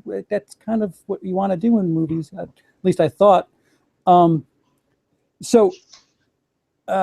Where was my point? Where was I going with that? No, I lost it. I can't believe I fucking lost it. Somebody help me. You were talking about David talking about when he nuked the engineers and stuff like that. Oh, right. He was bored. So in the prologue, they show him drawing Shaw, and it's like this fucking like kindergartners, like it's all terrible looking, and like I could draw that with my ass. But as we see his hall of science projects and shit, he's doing like great art, and he's progressed somehow in his talents, whether it be artistically, scientifically, I don't know what. So it's interesting to see that he's, I mean, the implication is that he's been teaching himself some stuff, and he's been keeping himself busy. The thing that I would assume some people must have been pissed off at when he wipes out the engineers is, but what about, we were supposed to find out what their deal was, and I don't think that those are the same engineers. If I'm being honest, they look a little bit different, if you ask me. Well, we're clearly going to get another engineer from something if he's going to tie it all the way to the beginning of Alien, because the beginning of Alien has one in the space jockey suit with a chest burster hole. So, and the size doesn't quite measure up to me. It feels like there might be different ranks or different sizes. Yeah. So that might be something later on. Like one of the things that I was talking about in my Prometheus review is that it feels like a lot of these questions might be answered when we have the entire picture. We might be able to watch it and be like, oh, okay, cool. But as a 2-hour experience, there's a ton of questions. Yeah. I mean, there's quite a few people who've said that they don't even think that those people that David wiped out are even the engineers. And I clearly don't believe that they are all of the engineers. When you consider that they've sent ships out to the furthest reaches of space, clearly the suggestion that this is all of them, I don't buy that for a second. that would be a little, it's like it's going to America and being like, I killed all the planet. It's like, oh, we got a bunch of people over on we got our ocean, and there's a bunch of people over there. To be honest, it looks more like sorry, it looks more like an outpost, because the ship comes, it docks. They look like they're waiting for them to drop something. It just not the goo that get dropped on them, but yeah. That's what I was going to say. It seemed like it was either an outpost or that was actually like their home planet, but they have fingers all over the universe, different colonies, or, they have the scientists that go to this planet to study things, which is what we found in Prometheus, to bioengineer things. And the way that they were dressed kind of gave me the vibe that this is home base. This is where the women and the children and everything are. But yeah, didn't they think, well, Prometheus was supposed to be like an army depot, right? Yeah. So who's to say that like wherever David landed isn't just like another like a hotel planet for them? Like if they're storing shit on different planets, it's fairly easy to think that they're not all in one spot. Yeah. No, not for someone who has, for a culture that like is supposed to have seeded humanity, to put all their eggs in one basket of, oh, we're going to go on the stars, but then we're all going to just stay on this one little planet and have one little city, because like think of like New York. Okay. Yeah, New York, but then you got around it tons of suburbs, and then you got around that. It's like it's a huge place, right? So this is one city. I can confirm. And I wouldn't even call it a full city. This is one installation, because there's So nothing. it's an outpost, because like New York City is bigger than the thing that gets. Oh yeah, way bigger, right? So this Yeah. is an installation that, again, it could be a retreat place for them. It could be like it looked kind of temple-ish, so it could have been a place where they go to meditate. It could have been like, whatever. I agree with you guys, and I haven't really thought about it, but I don't agree that it's like the engineers are gone. I think they're still out there. This is just one planet that they were on, and so I don't think any of us think that they're all gone. no, I kind of was just like, oh, I guess they're all gone, and then I'm like, yeah, you're right. I don't know why I was like, I hadn't really thought about, oh yeah, there's a bunch more. To me, I was like, at the end of the movie, I'm just like, okay, but how do you get an engineer if they're all dead? And and then I hadn't thought about much of that, so I'm like, yeah, you guys, like, I totally agree. This is not the engineers' stronghold where it's like they're all gone. Right. So Bryan, I guess this would be a good time to pick up on what you were talking about with Prometheus, with the echoes.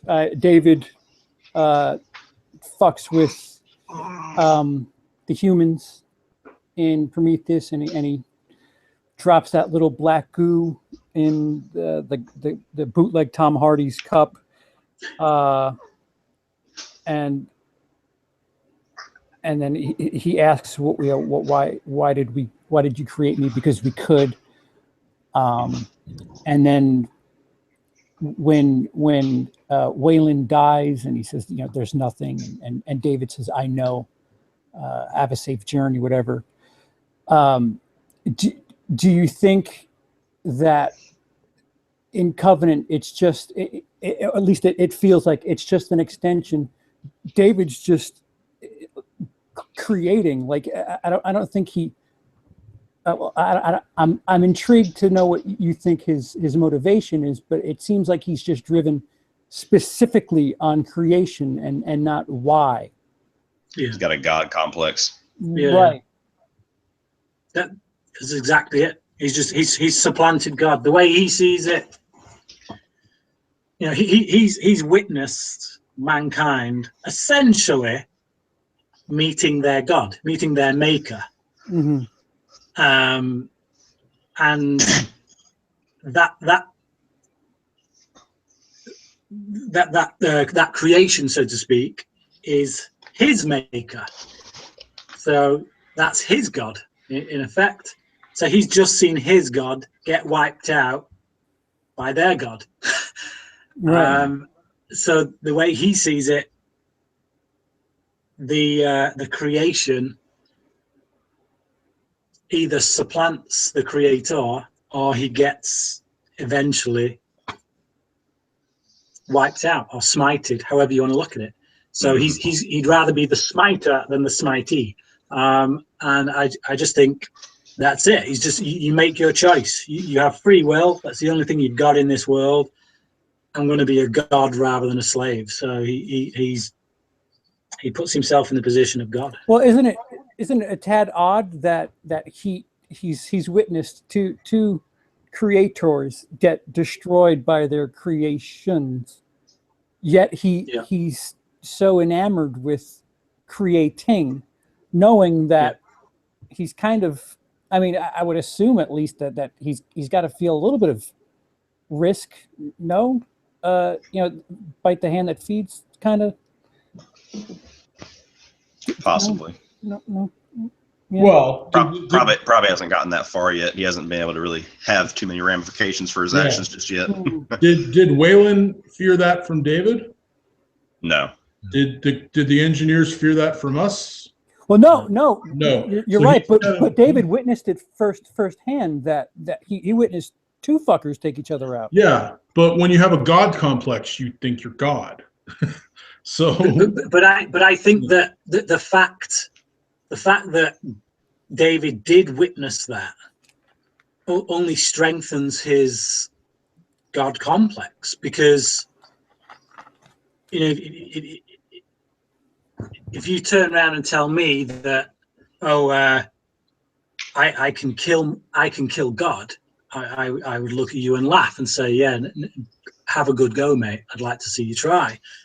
But if you actually put me in front of our creator and I see that you are able to kill them, then suddenly everything goes tits up. You know, there are no rules after that. You're like, okay, my creator is no more immortal than I am, so I may as well supplant him. Okay. Yeah. But knowing that, why would he keep pushing then? Like, what does he have to gain from making the best possible version of the xenomorph, or whatever it is? Like, it's just it's just an ultimate in creation. Is that what's the word? Oh, man.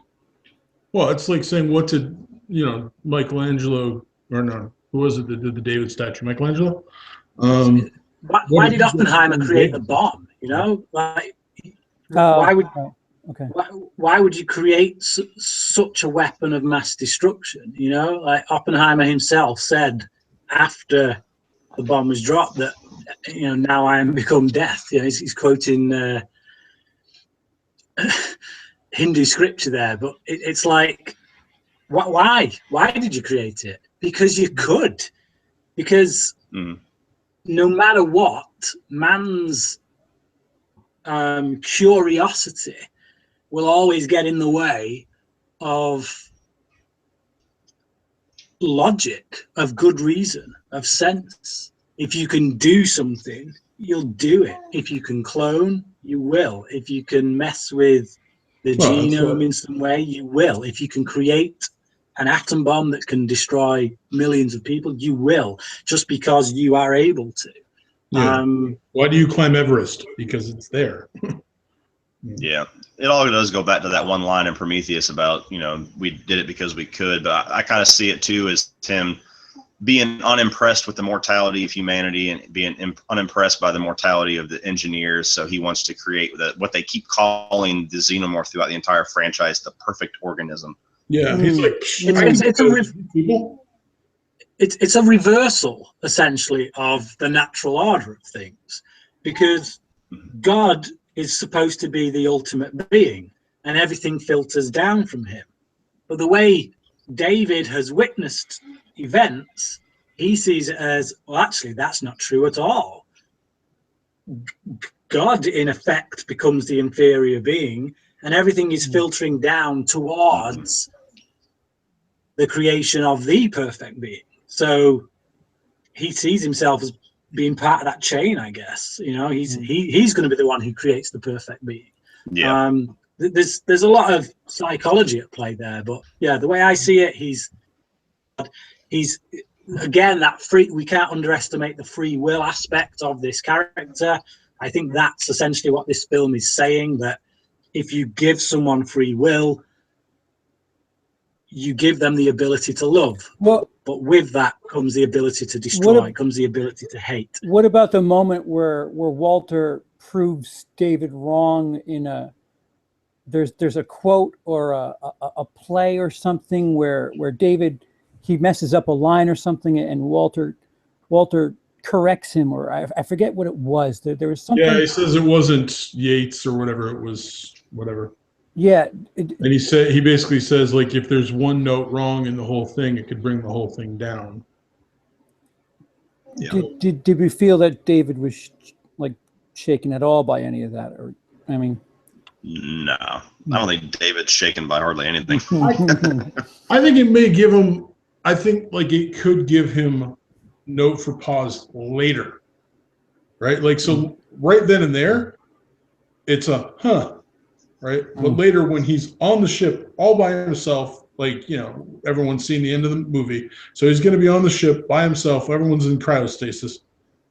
He's going to have time like he did on the planet. And that thought will come back up that I got the wrong name for something I should have known. Why did I get the wrong name?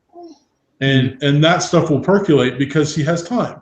But right then and there, no, he had a mission, right? He was like, oh, I need you to get the other ship so you can bring it down so that get you infected, so I can get my alien where like because he wanted to see a perfect organism because he's made the eggs which are going to make the xenomorphs, but he has nothing to test it on because everything else on the planet is dead. He gets them 2,000 people. Awesome, good to know. It's like I now have people to test my, to bring my creation to fruition. So, and that's when he brings the captain down, which I gotta say, yeah, these are some of the dumbest people, and especially the guy who becomes the new captain, because it's like after he hears David say, "Yeah, I killed Shaw," basically, and he's like, "Let me show you this thing over here. Oh, it's perfectly safe." What? David tells Walter that he killed Shaw. The captain doesn't know any of that stuff. No. But the captain did see him talking to the alien, and he's talking about how like beautiful the alien is and all, and he just like ushers him down. Yeah. To the thing, and then looks in the freaking egg, and it's like, you deserve to be eaten. So I would venture to say that this is the turn of that's probably the Act 2, Act 3 turn right there. So when the captain has something to eat, or is something to eat, yes. I think that's the official start of Act 3. So the ship, Danny McBride and crew, they decide, fuck it, we're gonna go. They get closer and closer and closer because they can't take the ship a certain whatever because the rain, The storm. right? Yeah, the storm, which is weird that they only have one of those. Yeah, it's a transport ship for 2,000 people. Right. They got one skiff that's going to take people to the surface. Really? Yeah. One? 350 trips back and forth. No escape pods that hold like 6 people? That like, you'd have like, no, just one. Come on. Yeah.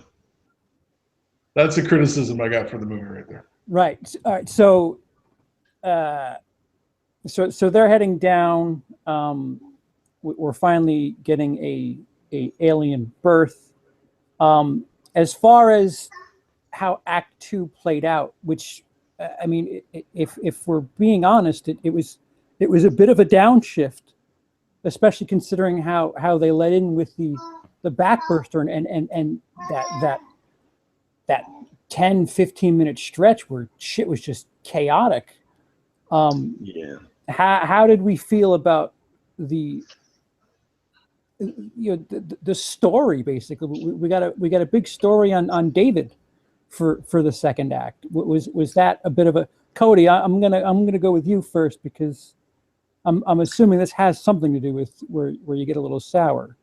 Yeah, I mean, I was intrigued once we got into the actual part of the story where you realize David is the creator of the xenomorph, but I was pissed at how fast they skated past it. Like, they just kind of show it, like, they show the drawings, they show the egg, and then, okay, accept it, he's a creator. I mean, again, like, you kind of have to let it percolate, and you kind of put the pieces together, and like I said, maybe he is going to do a third chapter in between chapter 1 and 3 to explain that. But to me, the biggest issue, one of the biggest issues of the movie, which kind of goes into what you were saying about the downshifting, is the constant changing of pace and constant changing of tones, because you get kind of the slow exposition, introducing you to the crew and their mission and their expedition, which is kind of a retread of the first act of Alien and a retread of the first act of Prometheus to a degree. So it's been there, done that. We know when they get to the planet what's going to happen. So they get to the planet, and then all of a sudden shit hits the fan. We're in Alien. This is the movie I came to see. Shit's going haywire. There's blood, there's death. And then you downshift again, and now you're talking about creation and life, and you have a monologue between androids. Very good scene. But again, it's just, heightened state, lowered state, heightened state, lowered state. And it didn't flow to me. I wanted started, and then I got back into the movie that I was kind of hoping we'd get past. Mm-hmm. Guys? Bryan, you go.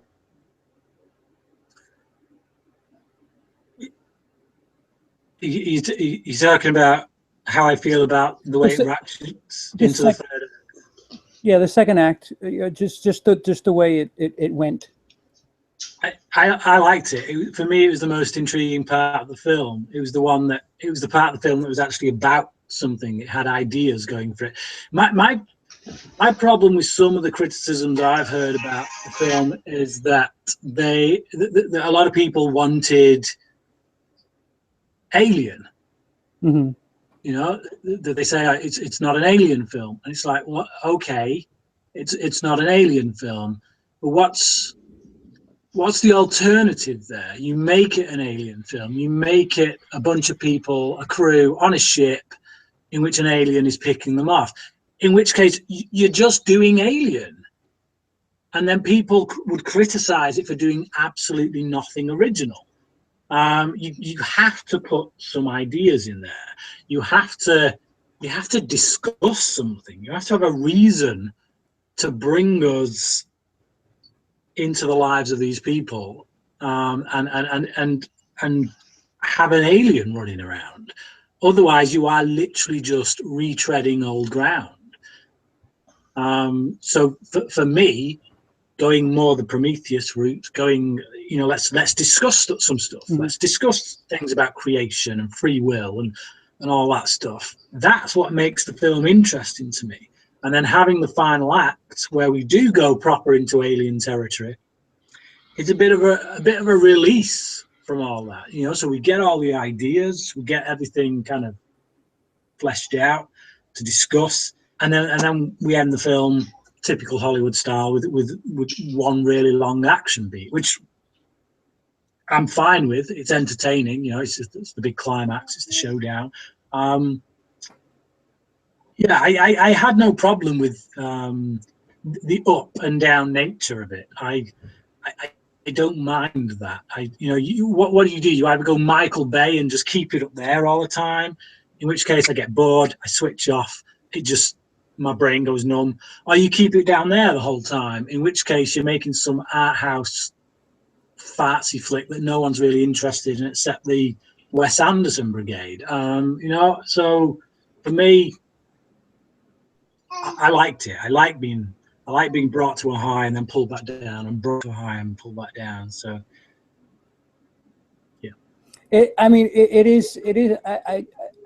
It's funny. I agree with both of you. I enjoy the David aspect quite a bit, and I had a great time with it. But at the same time, it is a little. I don't know how I would fix it neither. It is a little chip choppy. If there was a way to blend it better, I don't know. It feels like, especially for like these beacons, the intro, conflict resolution, the three acts, you have these big towers of action that mark the shift into a new act. I mean, the Backburster is Act 1 to Act 2. And now you have the xenomorph being birthed to go from 2 to 3, and then I guess from there out 3 is kind of it's an action or something like Alien from there. I don't know how to change it. I agree with both of you, so Yeah. I pretty much agree too. Like I understand exactly what Bryan's saying about you have to do something new, because I definitely didn't want Ridley Scott to come in and just make Alien all over again.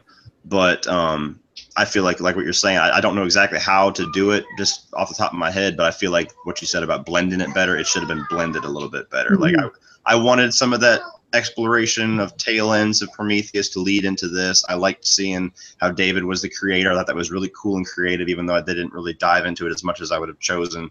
But the big issue that also comes into that is the marketing, because they didn't market this as there's going to be Alien here, but don't come for Alien. They marketed it as we're back, Alien's back. And that's why everybody got so excited about this movie. And that's, to me, in my opinion, that's why it's dropped so much from week 1 to week 2, because right.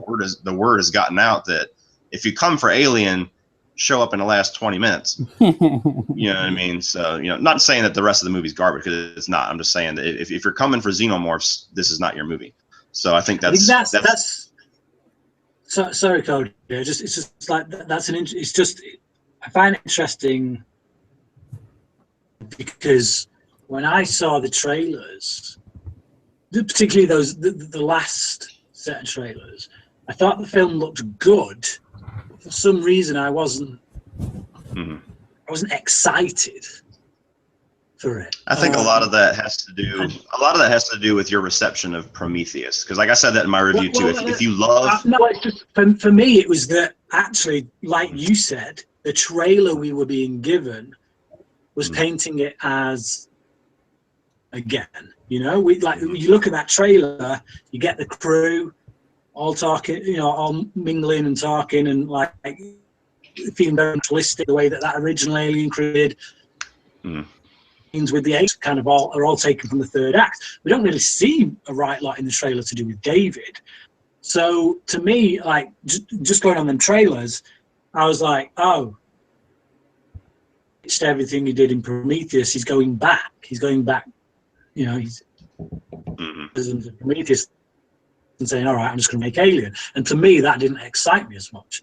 So when I sat down and watched Covenant, as it's unfolding, I mean, right from the opening scene, which we didn't even talk about, by the way, at the start of this, which is the scene between David and Wayland.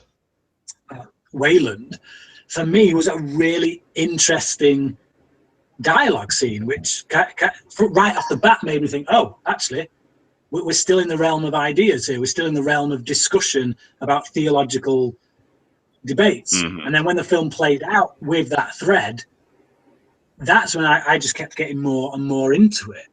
So I can understand why people who saw that Alien trailer and thought, yes, we're going back to Alien, I can understand how they might be disappointed. Whereas for me, it was the reverse. I was disappointed by the trailer and excited by the film. Okay, can I break in for 1 second? Nope. Okay. Act 2, thought it was really good. For most part, I love the stuff with David and Walter going back and forth and stuff and all that stuff. Yes. Stuff like the girl going, I'm just going to go off by myself for a second. That kind of stuff drives me nuts because I'm like, they should write smarter characters. Okay. That bit jumped out at me, to be honest. Stuff like that bothers me. But okay, I got to go for a second. I'll be back and keep talking, guys. So. No. All right. We're going to wait for Peter, okay? Silent. All right, ready? Go. Yeah. So I'm trying to think. All right. So something that I guess I'll give the credit to Luke from Razor Wire because I didn't see it as direct, but he got the puppeteer angle when the I don't even think it was a xenomorph. I think it was a different.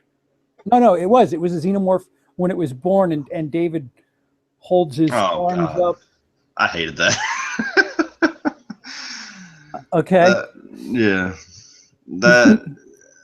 First of all, I have huge problems with the fact that it's not a chest burster. All of a sudden, it's a mini xenomorph. I don't understand where that comes into it because every single movie in this franchise tells you that you have face hugger, you have chest burster, which is kind of like a snake, and then you have xenomorph later on. And then this movie says, screw that, we need them to have arms. So that I had issues with that. That's another part where the CGI kind of came into play. I understand the whole, metaphorical thing with that scene, but to me, you had to kind of give the middle finger to the rules to make that scene work. Yeah. Go ahead, Bryan. Here's my thing with that. That came from a face hugger, didn't it? The little alien we're talking about, the face hugger, then that burst out the chest, and it was a mini xenomorph. I think, quite frankly, that in the original Alien, that's precisely what we're supposed to believe we got. But quite frankly, they didn't have the special effects to do it. When I look at the thing that bursts out the chest in the original Alien, it's essentially a mini xenomorph. I don't see any difference, quite frankly. I just see that one is done with puppetry, so they had to disguise stuff. I mean, if you look at the one that bursts out the chest in Alien, you can even see the wire on the puppet that they used to drag it along. That's how that's how what's the word? It's getting late. What's the word when something isn't as advanced as you'd like it to be? CP. Product of its time. Oh. Well, yeah, it's a product of its time. The fact of the matter is, I think we're meant to believe that actually there is no difference between what we see there in Covenant and what we saw in Alien. I just think the only difference is that they didn't have the special effects back then to give this thing legs and see it running properly across the table. So they had to do this very kind of, to film it from a certain angle and then have it just whiz off screen. So that's down to special effects. That's got nothing to do with this actually being a difference in what we saw. I could get behind that if we didn't have the snake-like chest burster in just about every other time they've ever showed it in the video games. And I know they're outside of canon, but the AVP movies, like whenever she has the little pregnant stomach where 8 of them come out, they're all this little snake heads. I mean, it's hard whenever you. Requiem, yeah. But I mean, I'd have to. Was that not a mixture of alien and predator DNA though? I can't remember. It's been so long since I've seen it. No. That was just that was a face hugger on the pregnant woman, and then she had the 6 of them out. That's just one time that we've seen it. So that was supposed to be it. But I don't know. I would have to do my research to see how many times we've actually seen the chest burster in the movies, because I think typically we just see the face huggers and the xenomorphs for the most part. So it's possible that that's what his original vision was, and now he finally got to do what he planned all along. It's just a little jarring for me, because I always envisioned the chest burster as like a snake that doesn't have any arms or legs. It just it's like a worm until it finally, grows into the xenomorph or goes into a cocoon, whatever the hell it does. I just want to take a quick second, guys. Will Smith, hello. Jason Hamilton, hello. Reality is an illusion and ready. For as much as we've been arguing and what have you, evidently it's entertaining. And Ready says, good discussion, guys. Reality is an illusion. This stream is one of the best on YouTube. You guys are awesome. So awesome. There's that. Yeah, so we're getting into the nitty gritty. I think the fight between David and Walter happens before the ship gets down to the planet. Am I correct in assuming that? Yeah, because he's running outside as they're finally starting to land. Right. I'm trying to remember. So there's this meanwhile back at the ranch thing that's going on at this point. The xenomorph has been birthed. What do we know? What's going on with the xenomorph while David and Walter are having their little tuffle fight? I believe there's 2 xenomorphs. One of them goes into, I'm trying to figure out the sequence of events now. The one guy, the Hispanic character, gets a face hugger on him. I don't know if that's while the fight is going on or not. Oh, right. But I seem to remember the fight where, and I could be totally wrong, while they're trying to land, I seem to think that that's whenever they're trying to kill the xenomorph with the crane. And she's, the main character is, hanging off the ship and shooting things while the David and Walter fight is going on. I could be wrong about that. It might be later on, but for some reason I feel like I remember whenever they're trying to land, Danny McBride's trying to land, that the xenomorph is already kind of around the ship, and that's when he's bashing his head into his cockpit and everything like that. So I think they're fighting one of them while Walter and David are fighting. The other one is, nowhere to be found. He's inside, gestating inside the Hispanic character. Mm-hmm. So they don't show the winner of the fight. Did anybody? did anybody? They don't. Well, they don't. They don't. They don't. Yeah. They imply the death blow, and they cut before we see anything. Did either of you think that it was actually David that lost that battle? I didn't. I thought it was extremely telegraphed who won. I mean, when they zoom in on him slowly going for a knife, even though they just stated that Walter can't really be damaged by knives because he heals himself. But yeah, as soon as I saw that, I said, okay, well, he's going to run out. He's going to pretend to be Walter. He's going to be David, and then they're probably going to have a twist at the end. Bryan? I felt like it was set up so much for you to believe that David had survived that I kind of started to think, well, maybe that's a red herring then. And so when we got the scene in which David is watching the alien be blown out of the airlock, and there's a look on his face that can be read as either disappointment has been destroyed, that Daniels has survived. And it was in that moment when I actually started to doubt. So up until then, I was like, David, it's clearly, they set that up big time. To the performance by Michael Fassbender during that moment, I started to doubt. I started to think, actually, is that David? Is that disappointment or relief? And there's still some people I've talked to actually who are of the theory that is actually Walter, and that David has somehow managed to turn him. I don't That's buy. reaching. Yeah. I kind of saw. Sorry, I kind of saw that whole scene whenever he was kind of watching from the computer screens. He was watching the battle go down. I saw in his eyes the entire time, like he was like, "Let's see what this thing can do. Let's see, what my creation can do against these humans." Now, granted, I walked into that with the baggage of, pretty much predicting that they were going to do some kind of a bait and switch twist with the David Walter thing. So I was never convinced that was anybody but David. But while I was watching it, that's kind of how I processed that scene. Was he's pretending to kind of help them along, like, oh, it's in hangar B, watch out. But as soon as it was in full on battle mode, I kind of got the idea that he was kind of like battle royale, just kind of sitting back and watching, seeing who's going to make it out of this.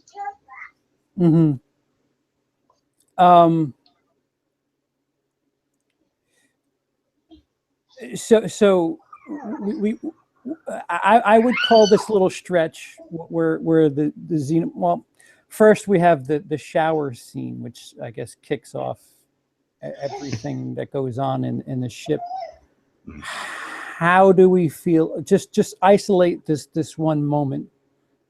How do we feel about everything surrounding this shower scene?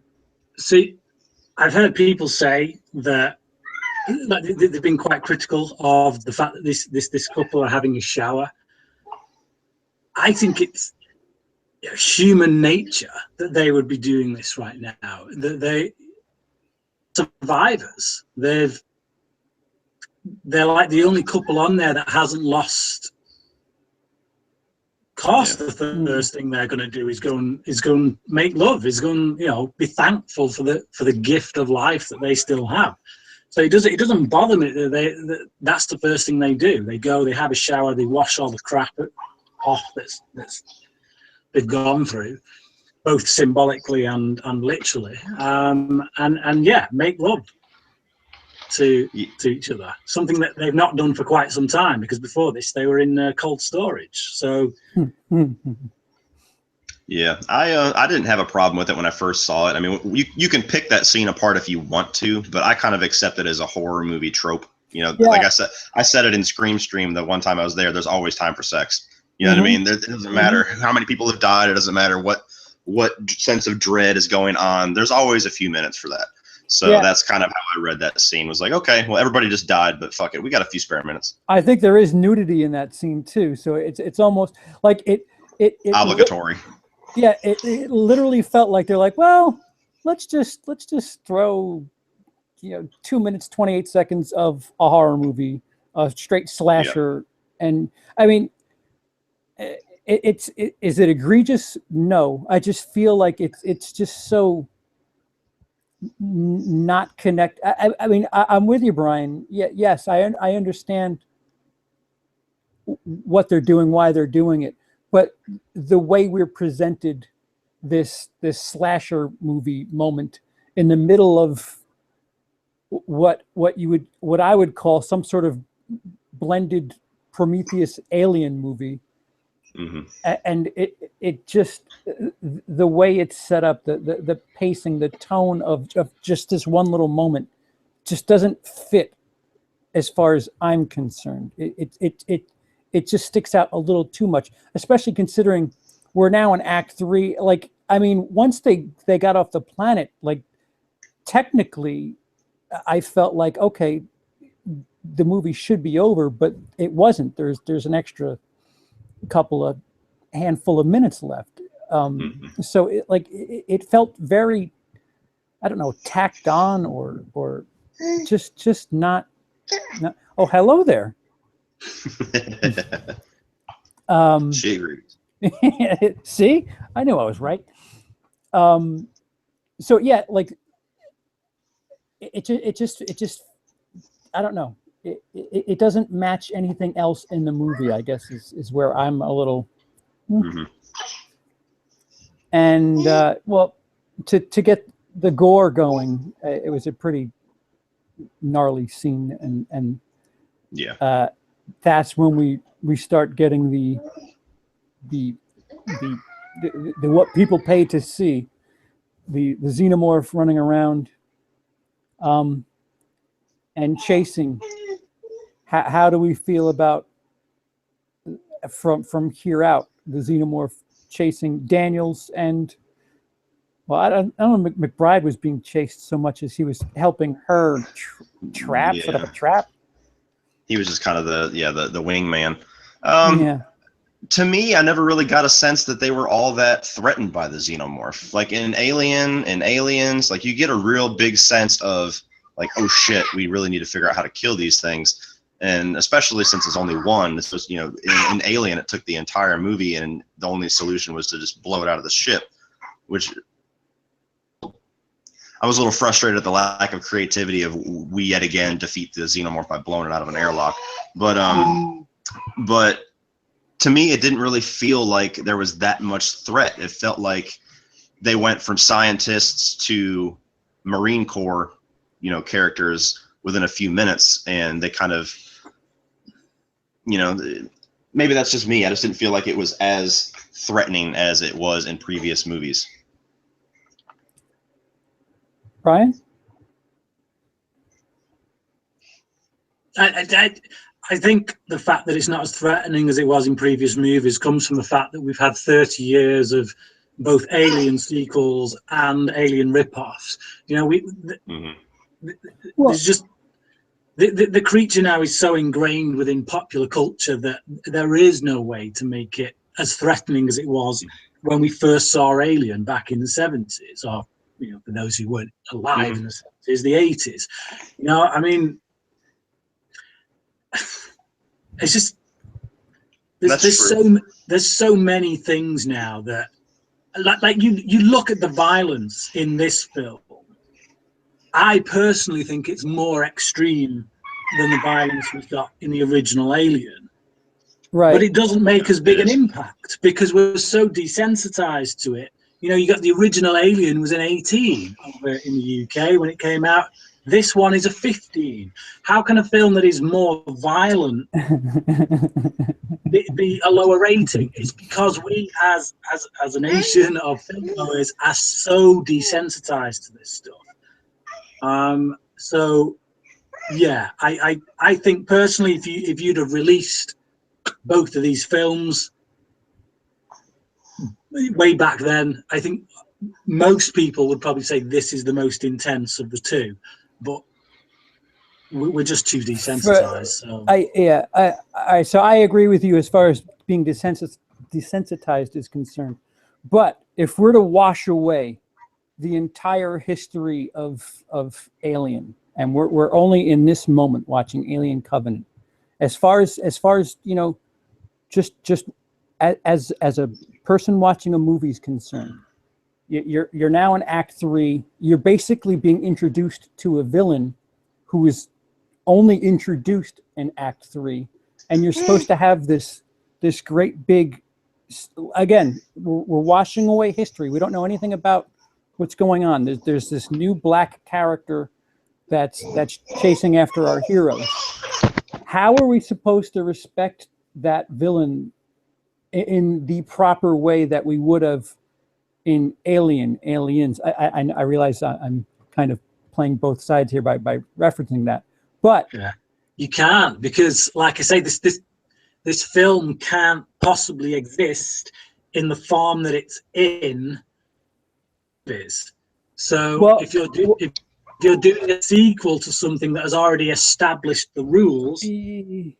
All right, so let me try to sidestep and come from a different angle then. So the villain of Covenant is David.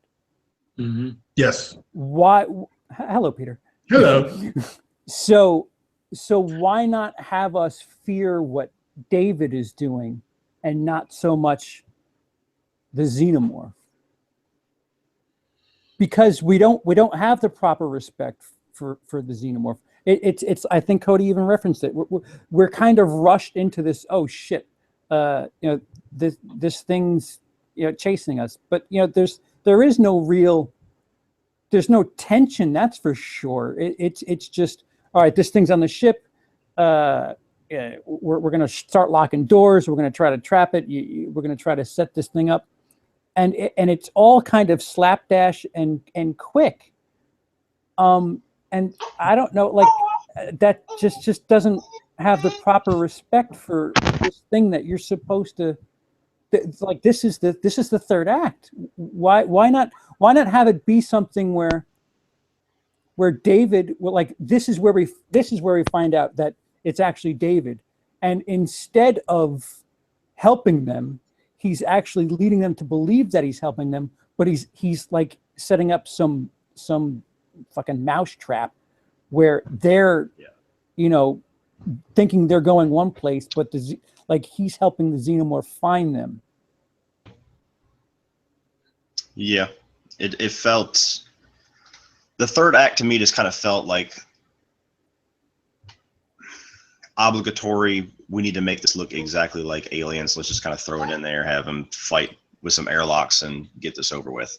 When, like I said, lack of creativity. Like it's. I've heard people argue, how many ways can you have this scenario? It's already been bled dry, and I'm like, well, I kind of refuse to believe that. I feel like it's not a lack of juice left to squeeze out of the xenomorph. It's a lack of creativity, and that entire premise that you just spit out there on camera about David and the xenomorph teaming up to be our third act villain sounds incredible. And that's something I'm sure you probably just came up with right now while the camera was rolling. So it blows my mind that the amount of years it took to write this movie and to make this movie, nobody thought, well, let's do something different in the third act. You know what I mean? Let's give what everybody wants, but let's throw a few twists in there and make it a little bit, like Bryan's saying, this isn't 1979 anymore. We have to do something a little bit modern, throw a few twists in there. So let's take that route. I will say they haven't squeezed all the juice out of the Aliens franchise by any stretch. Yeah, but they have squeezed all the argument juice. Now. They have squeezed all the juice out of throwing an alien out of an airlock. Can we please kill them a different freaking way?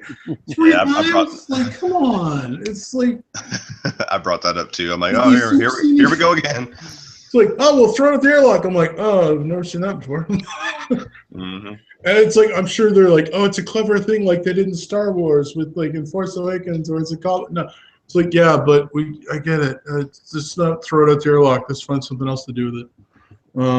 It just seems like their go-to thing where they can never figure out what to do. We can't kill it because it'll start eating the hull. Screw it. That's which they didn't even know, I'm guessing, for the most part, or did they? I think they showed the acid, the Hispanic character. I don't know who. Yeah, all so saw they knew it, a little bit. Yeah, okay. who all put two and two together. But whenever they stabbed or shot the face hugger, it showed the acid blood burn half of his face. Okay. So, but yeah. So I don't know. I don't know where you guys were fully for all that stuff. I just sorry, I was dealing with a family function. Did you? Well, Bryan, you were pretty quiet with my David should be the actual villain. Do you disagree? Agree? Either? No, neither.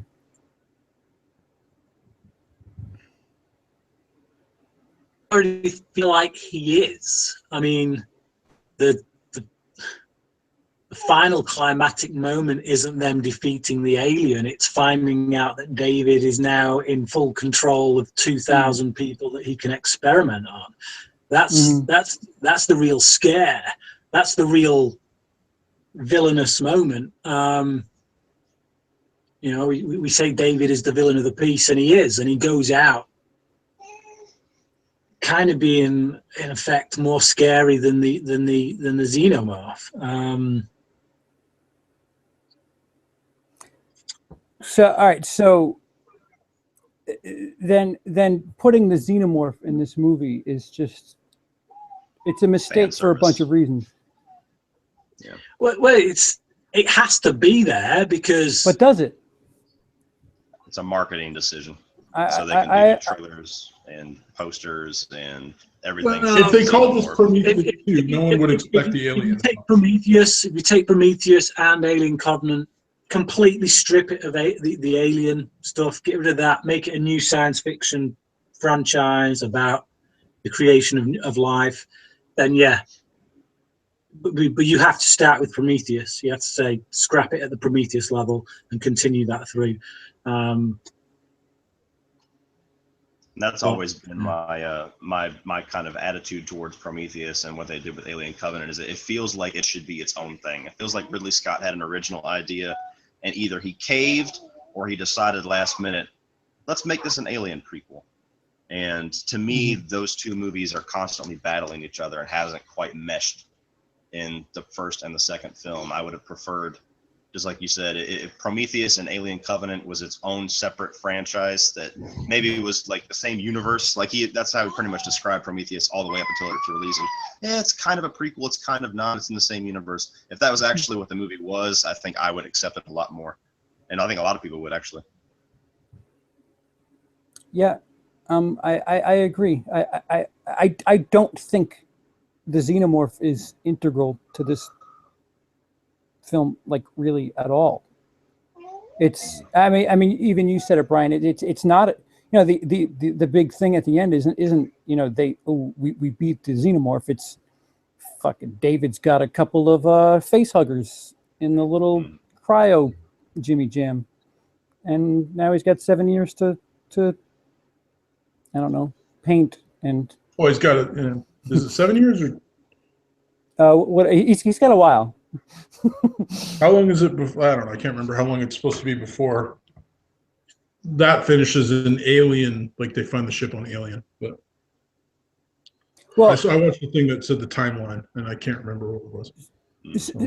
But I mean, the fact remains that the xenomorph just isn't important to Alien Covenant. It's important to make it an alien, to make it part of the Alien universe, and make sure that there are the people out there who are like it. More than anything else, I think it was important to the marketing. Yeah, to be able to show it's still aliens. Sorry, what, Brian? No, it's still fundamentally important to David's makeup, to who he is as a person. Now, whether it needed to be the alien from Alien, you know, is a different thing altogether. But either way, it is the alien from Alien.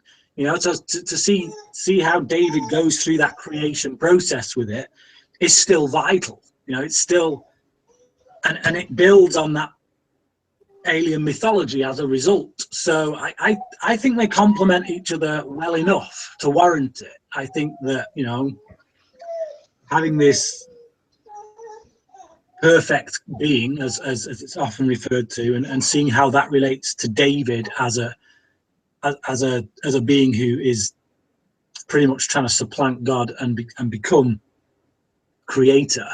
I think that all fits together well. I think that the problem is that we live in an age where you can no longer make the xenomorph as scary as it was back in 1979. I agree.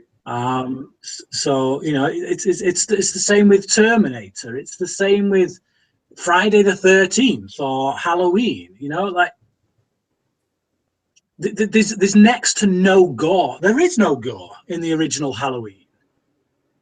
Yet seeing that film way back when as a kid, it was far scarier than any Halloween film we've had since. And that, you know, and you're looking at Halloween films that are far more violent, far more shocking stuff in them, but they're just not as scary because, hey, formula, desensitization. It's just so. I don't think there's anything you can do with the xenomorph that is going to give you the scares of that original Alien. James Cameron knew that. That's why he turned it into an action film. He said, we can't do the horror thing again. It's been done. We can't make them as scary as they were in Alien. So what do? We'll turn it into a war film. It becomes something different. And they've done the same thing here. We can't repeat either of those two and get the same effect. So we need to do something different. So we'll do Prometheus, we'll do Covenant, where we're turning it into a film about bigger ideas. There's no way around that. So the only other option is you rehash Alien or you rehash Aliens, and you end up with a film that is almost the same but inferior because it's never going to live up to those films. It's never going to have the same kind of impact that those films initially had. Yeah, and the picture I had up was the grosses. And for as much as people, you know, make a big stink about the xenomorph, Prometheus was the next best thing without xenomorphs. And that number on the right is the adjusted for inflation. Covenant's going to have a really hard time coming close to anything else. I think at some point it's got to stop being about toys. And yeah, you're selling something that started somewhere else, but you got to progress the story. Friday the 13th was Jason's mom. Yeah. We're not still Spoiler following. alert. Yeah, sorry. So it's like, what? We're not. Stupid. All right, stop airbagging. So we're not still following Pamela. They took a different angle on that story and managed to make that work. It's hard. It means that people who are writing have to do some work, but it's people just have to. They have to gamble. They're treating it too much like a business. Cody, before you go, why don't you give us as close to a summary as possible, and maybe where you were good. I tried to document as well as possible, you know, the general mood, but you know, how were you as we went along, and more importantly, has Bryan convinced you enough to bump it up to a 3? Like a solid 3. I'm not going to adjust my rating until I watch it a second time, but I will say Bryan's arguments motivate me that much more to give it a second chance. There you go. So there you go. You proud, Bryan? But okay, so overall thoughts of Alien Covenant. It has the same pros of Prometheus: beautiful cinematography, beautiful camera work, set design, special effects, direction, all that stuff. Technical. The characters I don't think are quite as good, or at least the acting's not quite as good in Prometheus, because I feel like Idris Elba and Charlize Theron, those characters are more interesting to me than the characters that we got in this. I think Michael Fassbender is just as good, if not better, and he's definitely the standout. He is an interesting way to bridge Prometheus with where they're going towards Alien, but the constant shift in tone from heavy philosophical exposition to sci-fi horror to philosophical exposition to sci-fi horror was really jarring, really aggravating. I think I'll blame that on the marketing, because had this movie really set me up to walk into a Prometheus 2 versus an Alien movie, my expectations would have been tailored a little bit better, and my overall thoughts on the film walking out would have been a little bit different. But to me, it felt like they knew nobody, or not, I'm not gonna say nobody. They knew that a lot of people really wanted to see this go back to Alien and get away from Prometheus. and that's how they marketed it. That's how they described the film. And then now you see the effect of that in the gross and the drop off, because people saw it and trusted the trailers, and the word has gotten out that if you like Prometheus, this is more of what you like. But if you did not care for Prometheus, this is not going to fix that for you. It's not going to be the movie you're expecting it to be. I walked away with it. I liked Prometheus enough, but I kind of wanted them to wrap it up and give me the movie that they promised me in the trailers, and I didn't get that. I got more of what I was kind of turned off by in the first movie. Now, what, just before you go, I want to know what's your thoughts on the fact that they're going to have to, in the third one that bridges, like assuming they don't do a prequel to this one, which is a hybrid thing, they're going to have to use time travel to bridge the gap to get back to Alien versus Predator, that the aliens have been around long enough that they could have been used thousands of years before on Earth as hunting. Like, they're going to have to use time travel, don't you think? Don't you agree? I want to see that movie. No, I don't know. I don't know what we're going to get now, because if this movie is heading the track that it's going with the money that it's making, I mean, Ridley Scott's been talking about making 2, possibly even 3 more movies before he gets to Alien. He wants to do Alien movies until he passes away. And I don't know if that's going to be Fox's plan now. They might be calling Neil Blomkamp right now saying, "Hey man, remember that movie you were talking about?" You know, well, that, or he better learn how to do it on the cheap, because America's not too set on on paying money for that shit, apparently. Yeah. So Cody, what do you have? This is your first time on my channel. Why don't you tell my viewers, even though they're mostly the same people, what they can find on your channel and what you got coming up or just recently out? All right. Well, I do movie reviews. I do TV reviews. I do a lot of video game reviews, music here and there. I do have Seether and Papa Roach just dropped 2 new albums, and CP's gonna laugh. Seether and Papa Roach just dropped a couple of albums, and I'm gonna be doing a review on those before long. I'm right in the middle of the Nightmare on Elm Street franchise, so I'll have Dream Child, and it's gonna be an entertaining one. So look out for that one coming out here probably within a week. Let's see, Wonder Woman's coming out on the 2nd. I'll definitely have a review for that. Friday the 13th, the video game. I've been playing that for the 3 times in 3 days I've actually been able to connect to a fucking game. I've been able to play it. They're waiting for me to be able to play it. That's why. Yeah, that's exactly why. It says CP's not here yet. But yeah, a lot of stuff to check out coming in the next few weeks. So definitely come over and check it out, and I'm sure you'll see me and CP and all these other guys interact in the future. If you're watching this in the future, his stuff will be down below. But if you want to find it now, it's CODYLEACH, correct? Correct. YouTube.com/Cody Leach channel. All righty. Well, thanks for joining us, Cody. Yeah, thanks, guys. It was a good discussion. Yeah, it's good having you, Cody. Really enjoyed talking to you.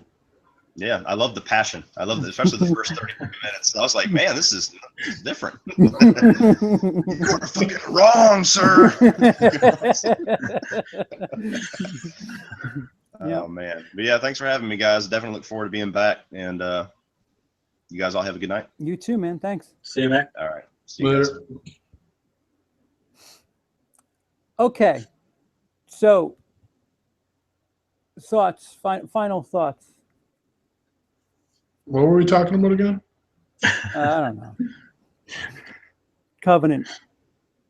I'll give my final thoughts on Covenant, because I haven't done a review. I've been super lazy and haven't been reviewing crap, and like I told people I was taking time off, but, and Brian's getting tired, so I'll be quick. It's like, what is it, Brian? 3 o'clock? No, it's not half one. Yeah, no, it's 2 o'clock there, almost. No, wait, whatever. Yeah, no, I like. Although you may like think I don't like this movie from what I was saying, those are just nitpicks I have about the movie. I liked the movie overall. I gave it 4 out of 5. I actually really enjoyed it. I thought like there's things I would like to have seen more of, and there's things I have questions about, such as why is there wheat, and it's like, and I'll never get any of these answers probably.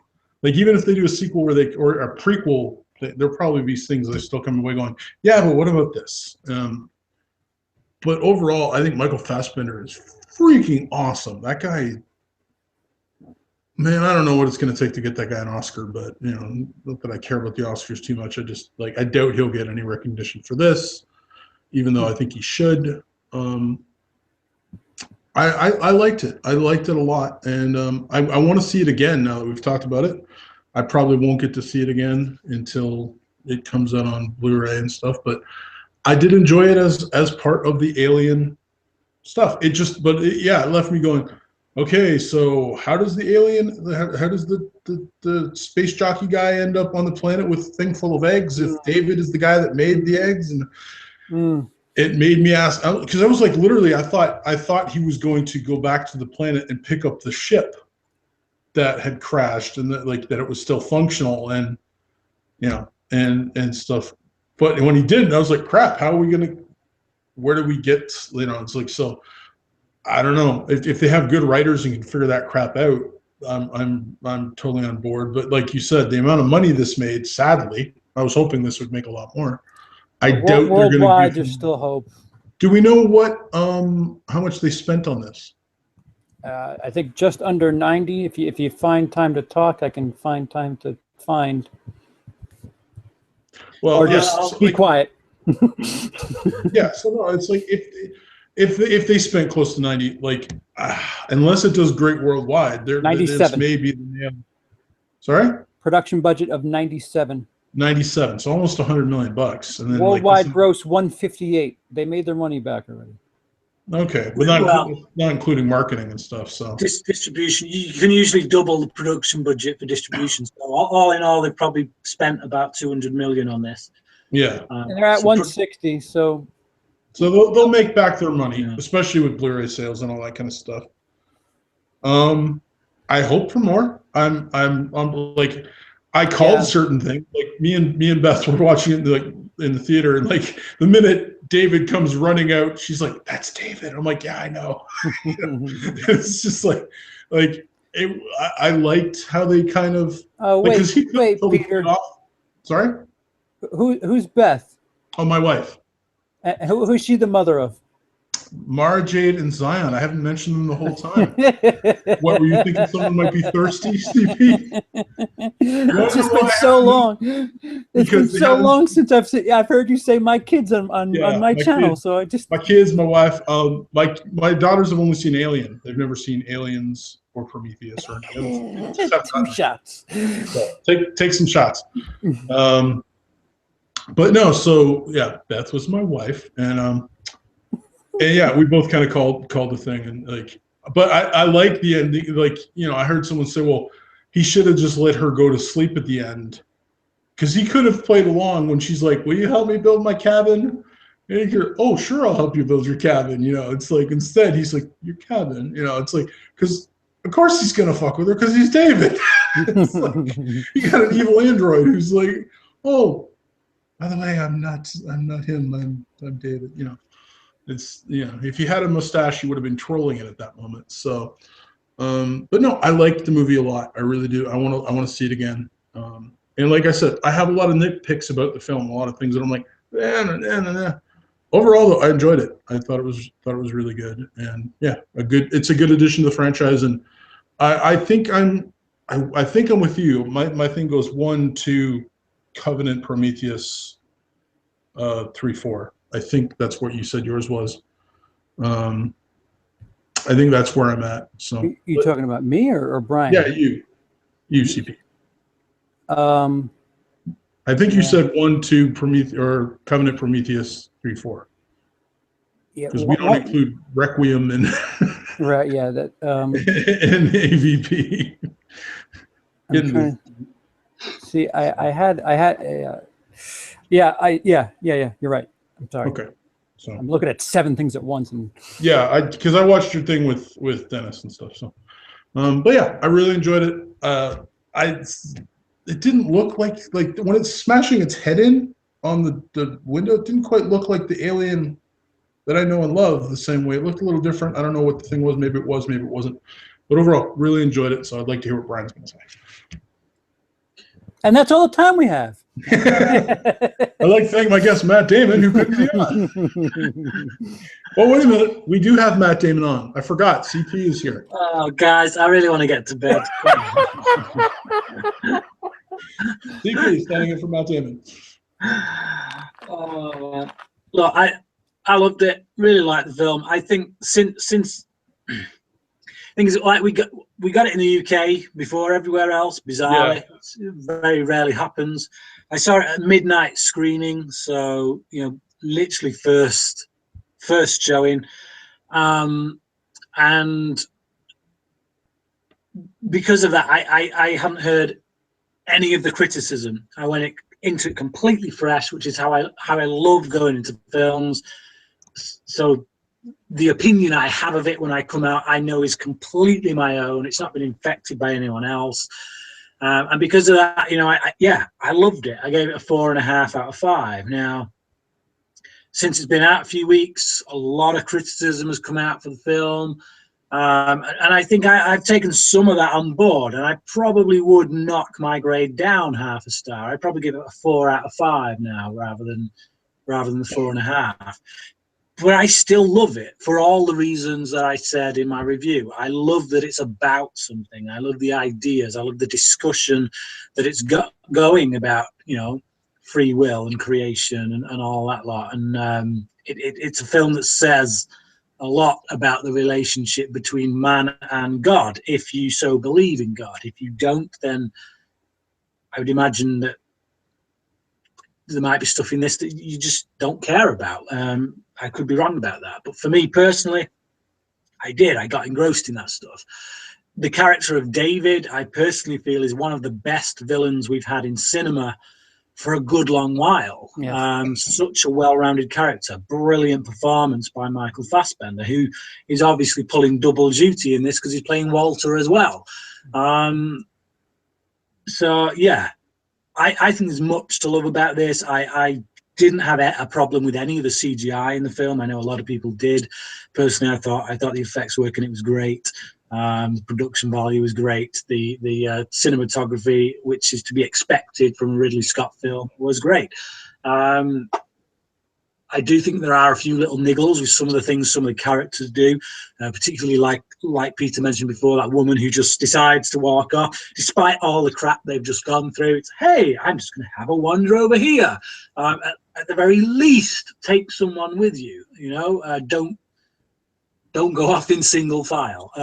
So it's little things like that that I think I kind of didn't pay attention to because I was so engrossed in all the thematic stuff that was going on when I first saw it. It's those kind of things that, having come out, having listened to what other people have said about the film, has made me go, actually, yeah, it's not quite as perfect as I thought it was. It's still my third favorite Alien film. Mine too. I still like it. I really want to go and see it again. As it stands, Aliens, Alien, Alien Covenant, Prometheus, Alien 3, Resurrection, and apparently there's 2 other films, but I've got no interest in them. So, yeah, that's it. That's my thoughts. You had Alien first, right? Aliens? No, his Alien. No, Aliens, all right. And then Alien. You swapped the 2, and I have it your exact list. Yeah. No. Mine's the same. Aliens. So, except for swapping Alien and Aliens. So, yeah. Alien and Aliens are such different movies. Right. So I don't anyone who's like, I like the second one better. I understand usually their points. I like the first one better because it's much more tense and it's much more a sci-fi film than Aliens is. Aliens is much more a war film. And I think if you're more into slasher kind of films, Aliens for you. If you're more into action films, Aliens is the way to go. Yeah, definitely. I think you could keep going. I think each and every one of them, like excluding AVP, 1, 2, 3, 4, Prometheus, Covenant, they're all separately different. They're all like different in their own little way. I mean, granted, 1 and 2 are the ones that people want to talk about, but I think they have their own little way about them, each separately. Yeah, and to piggyback what everybody else is saying, I think David, especially in the Alien franchise at least, is the best villain in 30 years. Yeah, I agree. For the Like franchise. David as a villain is just phenomenal. Yeah, Like, the flashback when he drops the shit on the engineers, it was a, it's just a flashback. It was a really, really gnarly scene. He was blissfully evil. yeah.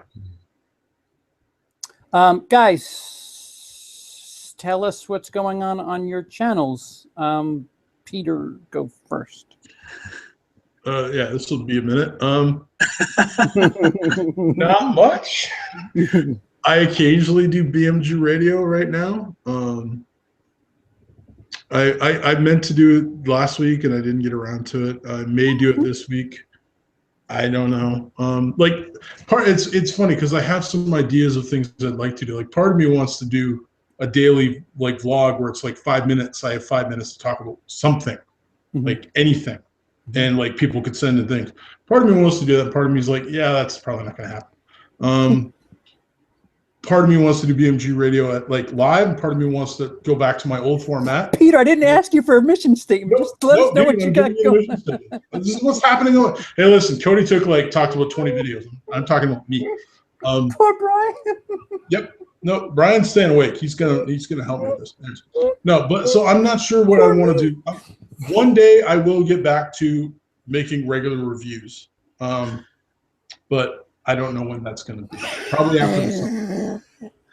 So that's what's happening on my channel. Oh, and also once Brian's gone, me and CP will be having our new podcast, Two Guys with Hats. Bryan, look for it on YouTube. Yeah. Reviews, the usual crap. I'm going through Stanley Kubrick's films at the moment, so I'm trying to review all of Stanley Kubrick's movies. I've decided not to go through them in order just because it confines me.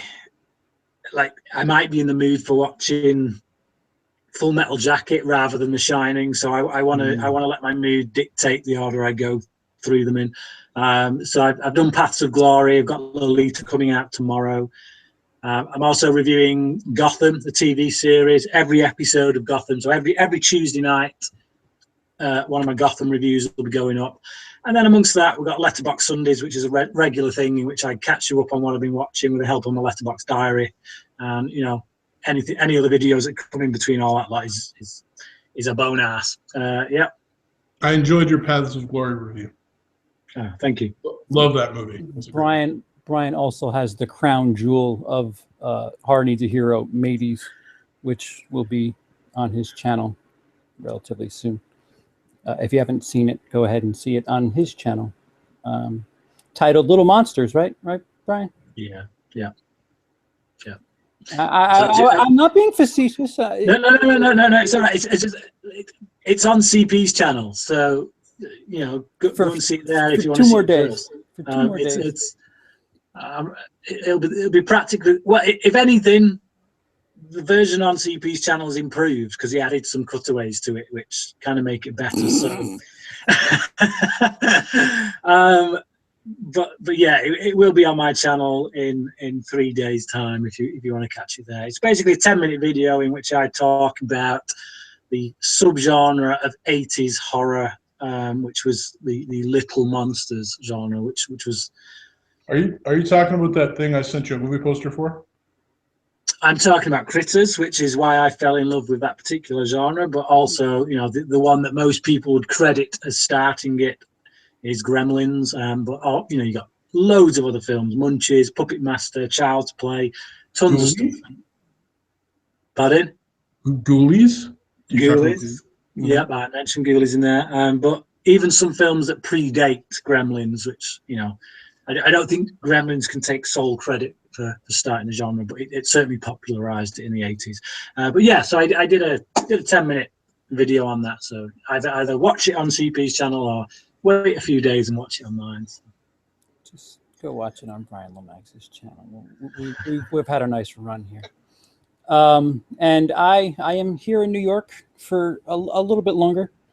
I don't know, there won't be any sort of produced videos coming from me anytime soon, but maybe a stream. Hey, Peter, maybe we can do a first half, turn back the clock version of show business just for the sake of fuck it. That'd be cool. Yeah. So, yeah, you won't see me do anything produced for at least a full week, but there's streams. There's always streams. Guys, say goodbye. Goodbye. Bye.